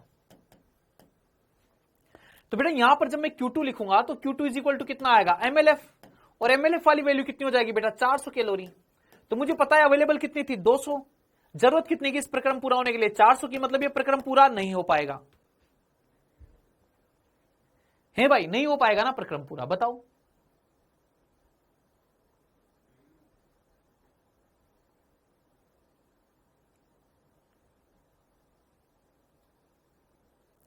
प्रक्रम पूरा नहीं हो पाएगा ना। अब प्रक्रम पूरा नहीं हो पाएगा तो मैंने बोला कि प्रक्रम पूरा नहीं हो पाएगा, बर्फ पूरी नहीं पिघल पा रही, तो फिर कितना मास पिघला होगा, कितना मास पिघला होगा, कितना मास पिघला होगा? बेटा ये तापमान बढ़ने वाला प्रक्रम नहीं था, तापमान बढ़ने वाला प्रक्रम नहीं था, ये अवस्था परिवर्तन वाला प्रक्रम था, अवस्था परिवर्तन वाला। तो बेटा इसमें ऐसे सोचते हैं कि जब पूरी बर्फ नहीं पिघल पाई तो कुछ तो द्रव्यमान पिघला होगा उसका। पूरी 5 ग्राम बर्फ नहीं पिघल पाई, पूरी यहां तक तो 5 ग्राम ही आएगी बर्फ, पूरी 5 ग्राम नहीं पिघल पाई तो कुछ तो पिघली होगी, m ग्राम पिघली होगा, m ग्राम पिघला होगा। तो बेटा इस m की वैल्यू पता करनी मुझे कि कितना ग्राम पिघला है। तो बेटा सुनिएगा बात को, मैं यहां पे लिख दूंगा कि ये वाला प्रोसेस पूरा नहीं हो पाएगा, ये वाला प्रोसेस पूरा नहीं हो पा रहा है, तो यहां पर जो Q अवेलेबल है वो Q available is equal to MLF लिखा जाएगा। Q अवेलेबल कितना बचा? केवल 200 बची केवल। अब इसमें मास पता करना होता है कि कितना पिघला। LF की वैल्यू कितनी बेटा? 80। M इज इक्वल टू कितना आ जाएगा बेटा? 2.5 ग्राम। कितना आ जाएगा बेटा? 2.5 ग्राम। तो फाइनली यहां पर क्या मिलेगा? यहां पर क्या मिलेगा बेटा? 2.5 ग्राम तो जल बन चुका है। 2.5 ग्राम तो क्या बन गया? जल बन गया, पिघल गया। प्लस 2.5 ग्राम क्या बची रह जाएगी? बर्फ बची रह जाएगी। और पूरे मिश्रण का तापमान कितना रहेगा? 0 डिग्री सेंटीग्रेड रहेगा। MLF बेटा जब बर्फ जल में जाता है या जल बर्फ में जाती है तब MLF लिखते हैं। जब अवस्था परिवर्तन होता है, ताप में कोई परिवर्तन नहीं हो रहा, देखो 0 डिग्री सेंटीग्रेड, यहां भी 0 डिग्री सेंटीग्रेड। और LV कब लिखते हैं? LV कब लिखते हैं? जब जल किस में जाए? वाष्प में जाए। 100 डिग्री सेंटीग्रेड पे जो प्रोसेस होते हैं उनके लिए LV लिखते हैं। 0 डिग्री सेंटीग्रेड पे जो अवस्था परिवर्तन होता है उसके लिए LF लिखते हैं, MLF। बोलो बेटा जी समझे हो क्या बात को? समझे हो क्या बात को भाया? तो बेटा मैंने 2 अधूरे प्रोसेस बताए तुम्हें। बेटा 2 ही टाइप के प्रोसेस होते हैं, 2 ही टाइप के प्रोसेस होते हैं। बेटा सुनना मेरी बात को, जो पॉइंट मैं तुम्हें क्लियर करना चाह रहा हूं इन दोनों क्वेश्चन से, दोनों क्वेश्चन से जो पॉइंट क्लियर होगा वो सुनना। बेटा अगर कभी भी अगर प्रक्रम आदि 2 प्रकार के प्रक्रम होते हैं, या तो ताप बढ़ने वाला या अवस्था परिवर्तन वाला, या तो ताप बढ़ने वाला या अवस्था परिवर्तन वाला। जब बेटा ताप परिवर्तन वाला प्रोसेस आधा अधूरा रह जाए, देखो इसमें ताप बढ़ने वाला प्रोसेस आधा अधूरा रह गया था, तो ताप बढ़ने वाले प्रोसेस में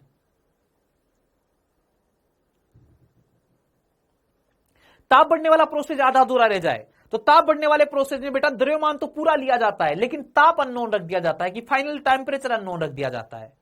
लेकिन बेटा अगर अवस्था परिवर्तन वाला प्रक्रम आधा अधूरा रह जाए, अवस्था परिवर्तन वाला प्रक्रम आधा अधूरा रह जाए, अवस्था परिवर्तन वाला प्रक्रम पूरा नहीं हो पा रहा हो, तो फिर बेटा मास को अननोन रखते हैं, मास पता करते हैं कि कितना पिघल जाएगा। समझो मेरी बात को, 2 प्रकार के प्रक्रम है।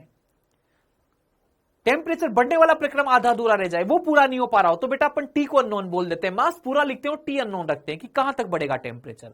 और बेटा जब अवस्था परिवर्तन वाला आधा अधूरा रह जाए, अवस्था परिवर्तन वाला प्रक्रम पूरा नहीं हो पा रहा हो, तो फिर अपन मास अननोन रखते हैं, मास पता करते हैं।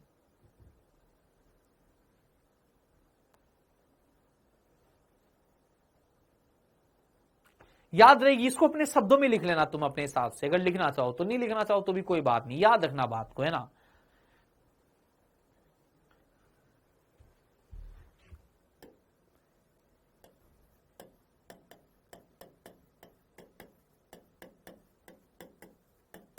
कैलोरीमिति का सिद्धांत,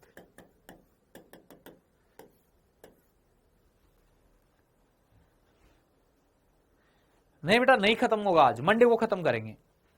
आराम आराम से पढ़िए, कोई जल्दी वाली बात नहीं है। कैलोरीमिति का सिद्धांत,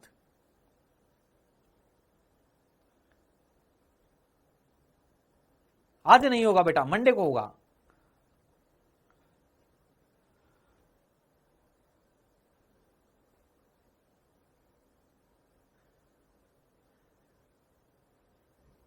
तो देखिएगा बेटा जी कैलोरीमिति का सिद्धांत।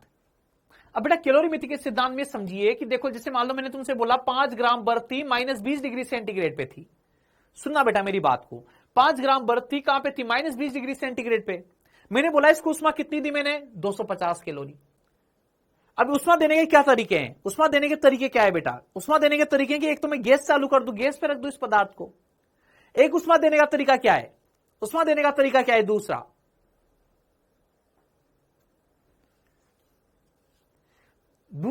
उष्मा देने का दूसरा तरीका क्या है बेटा? इसमें कोई गर्म ऑब्जेक्ट मिला दिया जाए, इसमें कोई गर्म ऑब्जेक्ट मिला दिया जाए, इसमें कोई गर्म ऑब्जेक्ट मिला दिया जाए।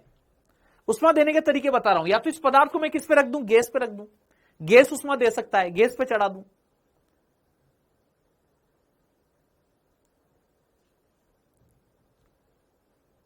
दूसरा तरीका क्या हो सकता है कि इसमें कोई और ऑब्जेक्ट मिला दूं, इसमें कोई गर्म ऑब्जेक्ट मिला दूं जिसका तापमान ज्यादा हो, तो ज्यादा तापमान वाले से उष्मा किधर आएगी, कम तापमान वाले की तरफ है भाई। ज्यादा तापमान वाला ऑब्जेक्ट मिला दूंगा तो ज्यादा तापमान वाला ऑब्जेक्ट भी तो इसको उष्मा प्रदान करेगा। उष्मा का प्रवाह किधर होता है, उच्च ताप से निम्न ताप होता है। तो दो तरीके होते हैं। तो कैलोरीमिति के सिद्धांत की बात कर रहा हूं बेटा। कैलोरीमिति में दो ऑब्जेक्ट रहेंगे, दो ऑब्जेक्ट मिक्स किए जाएंगे, एक ठंडा ऑब्जेक्ट और एक गर्म ऑब्जेक्ट, एक ठंडा ऑब्जेक्ट एक गर्म ऑब्जेक्ट। सुनना बेटा जी मेरे बात को, एक का टेम्परेचर ज्यादा है, एक का टेम्परेचर कम है, एक का टेम्परेचर ज्यादा है, एक का टेम्परेचर ज्यादा है, एक का टेम्परेचर कम है।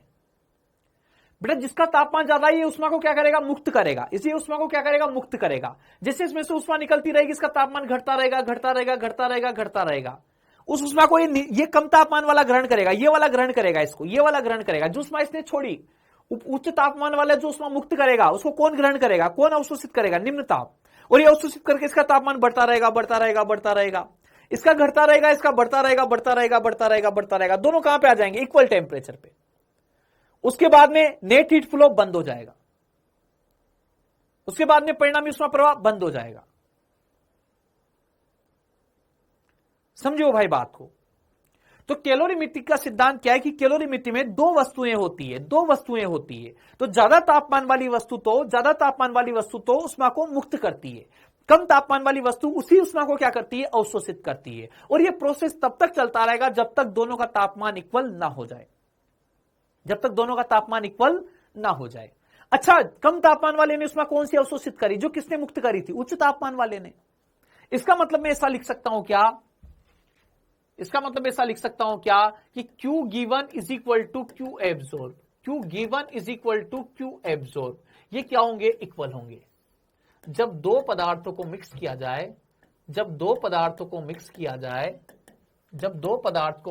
जाए, मिश्रित किया जाए,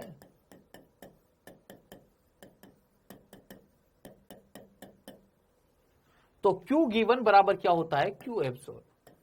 Q गिवन बराबर क्या होता है, Q एब्जॉर्ब। यही प्रिंसिपल ऑफ कैलोरीमेट्री है। उच्च ताप वाली वस्तु द्वारा मुक्त की गई उष्मा बराबर निम्न ताप वाली वस्तु द्वारा अवशोषित की गई उष्मा। और अंतिम ताप क्या, दोनों का सेम, दोनों का अंतिम ताप क्या होना चाहिए, सेम होना चाहिए। इसका उष्मा मुक्त करने का और इसका उष्मा अवशोषित करने का प्रक्रम तब तक चलता रहेगा जब तक दोनों का ताप इक्वल ना हो जाए। जैसे दोनों का ताप इक्वल हुआ फिर परिणामी रूप से कोई उष्मा एक दूसरे को एक्सचेंज नहीं करेंगे।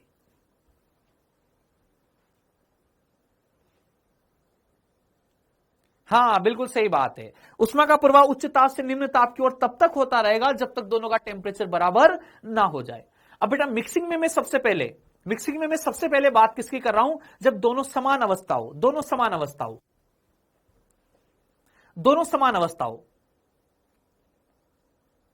हाँ बिल्कुल सही बात लिख रही हो बेटा, तुम बिल्कुल सही बात लिख रही हो।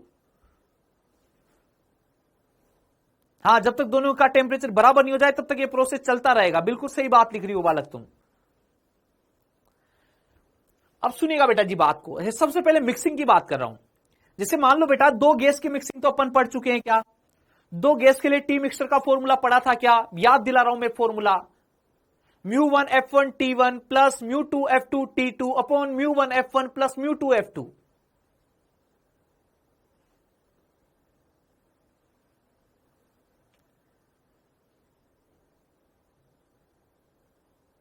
μ1 F1 T1 plus μ2 F2 T2 upon μ1 F1 plus μ2 F2।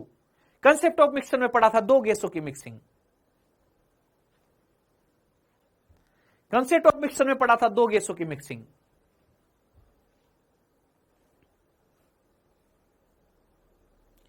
अच्छा दो सॉलिड को तुम मिक्स कर ही नहीं सकते हो, मान लो किसी एक ने लोहे की छड़ ले ली, किसी ने एक स्टील की छड़ ले ली, उनको मिक्स करना चाह रहा है, कोई मिक्स करना चाह रहा है, थोड़ी मिक्स होगी भाई, दो सॉलिड को मिक्स कर ही नहीं सकते।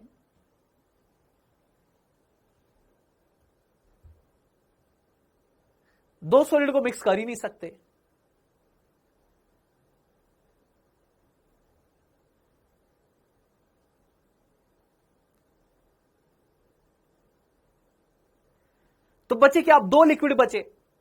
सबसे पहले भाई सेम फेज की बात कर रहे हैं ना अपन, तो सेम फेज में तो या तो दोनों गैस हो, दोनों द्रव हो, या दोनों ठोस हो। दो गैस है तो दोनों गैस का मिक्सिंग तो पड़ चुके हैं, दो ठोस मिक्स हो नहीं सकते, बचे क्या, दो द्रव। सेम अवस्था में तो एक ही कंसेप्ट बचा, दो द्रव। दो द्रवों का मिश्रण, दो द्रवों का मिश्रण। मैंने बोला बेटा पहले का द्रव्यमान कितना, m1, स्पेसिफिक हीट कितनी, s1, टेम्परेचर कितना, T1। दूसरे वाले के लिए यही चीजें क्या बेटा, द्रव्यमान कितना, m2, s2, T2। लेकिन मैंने बोल दिया बेटा कि T1 ग्रेटर देन क्या है, T2 है। T1 ग्रेटर देन क्या है, T2 है।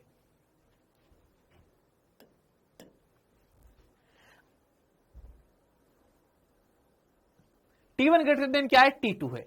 दो द्रवों की मिक्सिंग, समझ रहे हो तुम, दो द्रवों की मिक्सिंग, दो द्रवों को मिक्स कर रहे हैं। जैसे दूध में चाय मिला रहे हो, दूध में पानी मिला रहे हो, या चाय में दूध मिला रहे हो और एक्स्ट्रा, तो दो द्रवों की मिक्सिंग की बात की जा रही है बेटा, दो द्रवों की मिक्सिंग। तो बेटा दो द्रवों की मिक्सिंग की बात करूंगा तो मैं बोलूंगा कि ये जो ज्यादा तापमान वाला है ये उसमें अवशोषित मुक्त करेगा, उसमें मुक्त करते करते मान लीजिए जिसका तापमान घटते घटते घटते घटते कहां तक आ गया, टी मिक्सचर तक। इसका तापमान भी बढ़ते बढ़ते बढ़ते कहां तक आ गया, टी मिक्सचर तक। इसने उसमें क्या करी होगी बेटा, मुक्त की होगी। इसने उसमें क्या की होगी बेटा, अवशोषित की होगी। इसका तापमान बढ़ा है, इसका तापमान घटा है। अच्छा बेटा जिसका तापमान घटा है इसने उसमें मुक्त की है, तो इससे मुक्त उष्मा का परिमाण कैसे लिखोगे, कैसे लिखोगे मुक्त उष्मा का परिमाण। अच्छा बेटा दो द्रव को मिक्स करोगे ना तो मिक्सर भी क्या बनता है, द्रव ही बनता है। दो द्रवों की मिक्सिंग में से कोई से भी द्रव की अवस्था में परिवर्तन नहीं होगा। तुम दूध में चाय को मिक्स करोगे द्रव ही रहेगा, तुम दूध में पानी को मिक्स करोगे द्रव ही रहेगा, तुम चाय में पानी को मिक्स करोगे द्रव ही रहेगा, तुम ऑयल में पानी को मिक्स करोगे द्रव ही रहेगा, तुम एक ऑयल में दूसरे ऑयल को मिक्स करोगे द्रव ही रहेगा। तो दोनों द्रवों की अगर मिक्सिंग करें तो मिक्सर भी क्या मिलता है, द्रव ही मिलता है। दोनों द्रवों की अवस्था में परिवर्तन नहीं होता है। तो बेटा केवल और केवल ताप में परिवर्तन होता है। ताप में परिवर्तन होता है तो क्यू मुक्त किससे लिखूंगा, ms डेल्टा टी से। क्यू अवशोषित भी किससे लिखूंगा, ms डेल्टा टी से। तो बेटा लिख रहा हूं क्यू मुक्त का परिमाण बराबर क्यू अवशोषित। क्यू मुक्त बराबर क्या लिखा जाएगा बेटा, क्यू अवशोषित। क्यू मुक्त कैसे लिखोगे बेटा, m1 s1 क्या लिखोगे, T1 माइनस टी मिक्सचर। परिमाण बराबर करने, परिमाण बराबर करने, पॉजिटिव वैल्यू आनी चाहिए। इधर क्या लिखोगे बेटा, m2 s2 T mixture minus T2।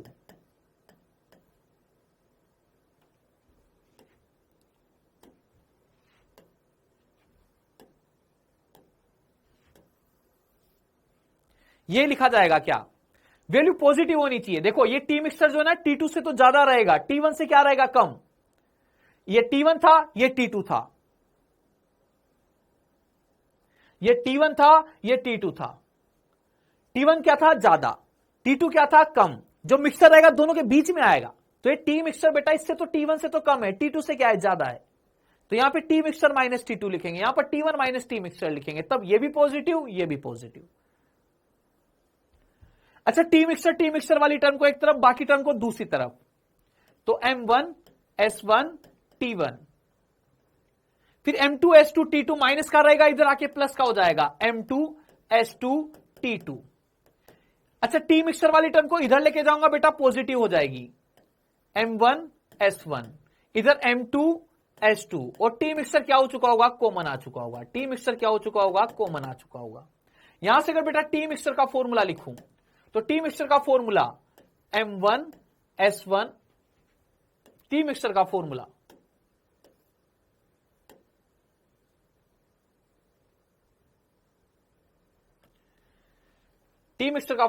m1 s1 T1 plus m2 s2 T2 upon m1 s1 plus m2 s2। यही क्या टी मिक्सचर का फॉर्मूला होगा क्या बेटा जी, यही टी मिक्सचर का फॉर्मूला होगा क्या।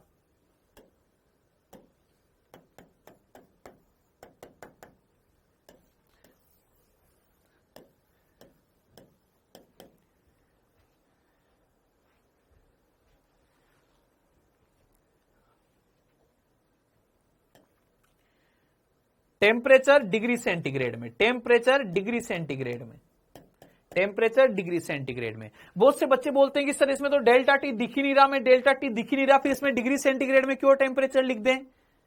भाई अपन ने बोला था जहां पे T1 माइनस T2 दिखना चाहिए, दो टेम्परेचर का अंतर दिखना चाहिए, दो तापों का अंतर दिखना चाहिए, वहां पे डिग्री सेंटीग्रेड में लिखेंगे। तो बहुत से बच्चे यहां पे केल्विन में लिखते रहते हैं, तो बेटा इनमें केल्विन में लिखने की जरूरत नहीं है। ये फॉर्मूले में मुझे T1 T2 दिख रहे हैं, लेकिन बेटा क्वेश्चन तो यहां से सोल्व हुआ है, यहां से, यहां पे देखो ये भी तापांतर है, ये भी तापांतर है, तो यहां पे फॉर्मूले मुझे डेल्टा टी नहीं दिख रहा, तो मैं कंफ्यूज हो जाता हूं कि केल्विन में लिख सकता हूं, लेकिन नहीं भाई, इसका डेरिवेशन यहां से स्टार्ट हुआ है, तुम डिग्री सेंटीग्रेड में लिख सकते हो। डेल्टा टी से स्टार्ट हुआ है, देखो डेल्टा टी से स्टार्ट हुआ है डेरिवेशन। सेम फॉर्मूला बेटा इसका भी आया था, सेम फॉर्मूला, सिमिलर फॉर्मूला आता था क्या? गैसों की मिक्सिंग का फॉर्मूला भी सिमिलर था क्या? गैसों की मिक्सिंग का फॉर्मूला, बस जैसे यहां M1S1 T1 M2S2 T2 upon M1S1 plus M2S2, वैसे गैसों की मिक्सिंग में क्या होता था? μ1F1 T1 plus μ2F2 T2 upon μ1F1 plus μ2F2।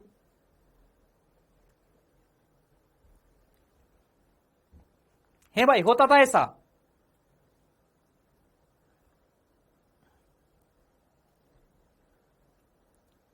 अच्छा बेटा एक बात बताओ कि अगर मास सेम होता, अगर मैं मास सेम बोल दूं, जितना दूध लिया उतना ही पानी लिया, मास सेम बोल दूं, तो मास वाली टर्म ऊपर भी कॉमन आ जाएगी, नीचे भी कॉमन आ जाएगी, कैंसिल आउट हो जाएगी क्या? यदि M1 बराबर M2 हो, M1 बराबर M2 हो, तो टी मिक्सचर का फॉर्मूला क्या बचेगा बेटा जी? S1 T1 plus S2 T2 upon क्या बचेगा? S1 plus S2। अगर मैं बोलूं बेटा S1 बराबर S2 बराबर S हो जाए, S1 बराबर S2 बराबर S हो जाए, तो टी मिक्सचर का फॉर्मूला क्या बचेगा बेटा? M1 T1 plus M2 T2 upon क्या बचेगा? M1 plus M2। तुम बोल रहे हो कि सर हम समान विशिष्ट उष्मा वाले को, समान पदार्थों को क्यों मिक्स करेंगे? तो बेटा करना पड़ता है समान पदार्थों को भी मिक्स। सर्दी में तुम्हें नहाना है, पानी के साथ पानी को मिक्स करना पड़ता है, ठंडे पानी के साथ गर्म पानी को मिक्स करना पड़ता है भाई। ठंडे पानी की विशिष्ट उष्मा भी कितनी? एक। गर्म पानी की विशिष्ट उष्मा भी कितनी? एक। ठंडे पानी गर्म पानी को मिक्स करते हो नहीं करते हो? दोनों की विशिष्ट उष्मा क्या रहेगी? एक। पानी तो है दोनों, तो पानी में पानी को मिक्स करूं तो M1 T1 plus M2 T2 upon M1 plus M2। हाँ छुट्टी कर रहा हूं, एक क्वेश्चन करूंगा बेटा। तुम पाउडर की फॉर्म में भी मिक्स करोगे ना, तो भी पाउडर अलग अलग ही रहेंगे। जैसे मान लो तुमने लोहा लिया, लोहे के पूरे पाउडर को ब्लू कर दिया, स्टील लिया, स्टील के पूरे पाउडर को व्हाइट कर दिया, तुम पाउडर की फॉर्म में मिलाओगे तो ब्लू ब्लू कलर अलग चिमकेगा और व्हाइट व्हाइट कलर अलग चिमकेगा। नहीं होती है मिक्सिंग सॉलिड की। पाउडर फॉर्म में भी उनके पार्टिकल एक दूसरे पे ऐसे मिक्स नहीं हो पाएंगे, एक सॉलिड के पार्टिकल अलग रहेंगे, एक सॉलिड का बुरा अलग ही रहेगा।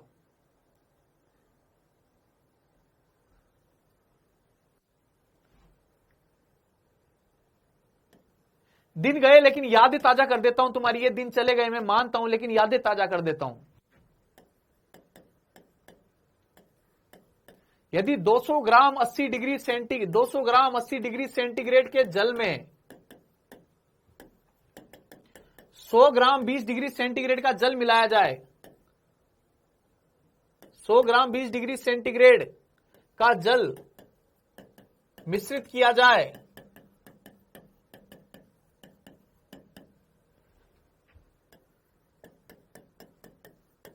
तो मिश्रण का ताप बताइए,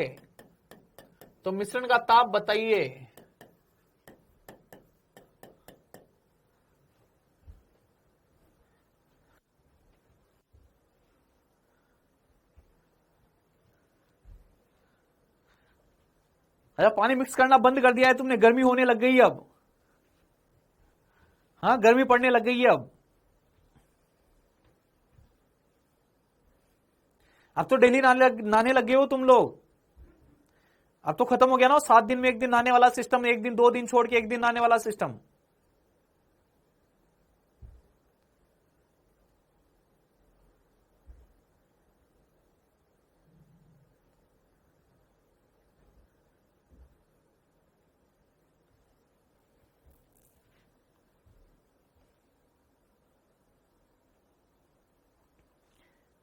अच्छा, ऐसा कौन है जो 7 दिन बाद भी केवल मुहित होता था? 7 दिन बाद भी केवल मुहित होता है।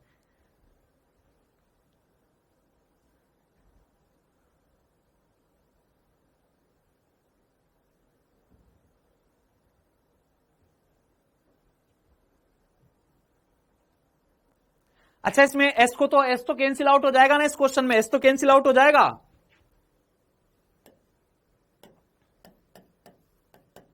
T mixture is equal to M1 T1 plus M2 T2 upon M1 plus M2। ऐसा क्यों बेटा? क्योंकि S1 बराबर S2 बराबर S जल, दोनों जल ही थे। अब की बार M1 कितना लिख दूंगा? 200। T1 कितना लिख दूं बेटा? 80। M2 कितना लिख दूं? 100। T2 कितना लिख दूं? 20। अपॉन में कितना लिख दूं? M1 plus M2। 200 प्लस 100 300 हो जाएगा नीचे। अच्छा बेटा, ऊपर से भी 100 कॉमन आ जाएगा, नीचे से भी 100 कॉमन आ जाएगा, कैंसिल आउट हो जाएगी। डबल जीरो ऊपर से भी कॉमन, डबल जीरो नीचे से भी कॉमन, कैंसिल आउट। ऊपर 2 गुणा 80 करोगे कितना हो जाएगा? 160 प्लस 20, और बेटा नीचे कितना आएगा? 3 आएगा। कितना आ जाएगा? 60 डिग्री सेंटीग्रेड। 60 degree centigrade. तो मिक्सर का टेम्परेचर कितना मिलेगा? 60 डिग्री सेंटीग्रेड। तो आज के लिए इतना बहुत है बेटा जी। मंडे को इस चैप्टर को कंप्लीट कर देंगे, आधे पौन घंटे या 1 घंटे तक में कंप्लीट हो जाएगा एक डे। ठीक है, मतलब पूरी ले देंगे क्लास, है ना। कुछ एक आध एक्स्ट्रा क्वेश्चन करवा देंगे। ठीक है बेटा जी, बाय बाय, टाटा, see you tomorrow, see you Monday, see you day after tomorrow. Good night, sweet dreams, love you all, bye, Tata.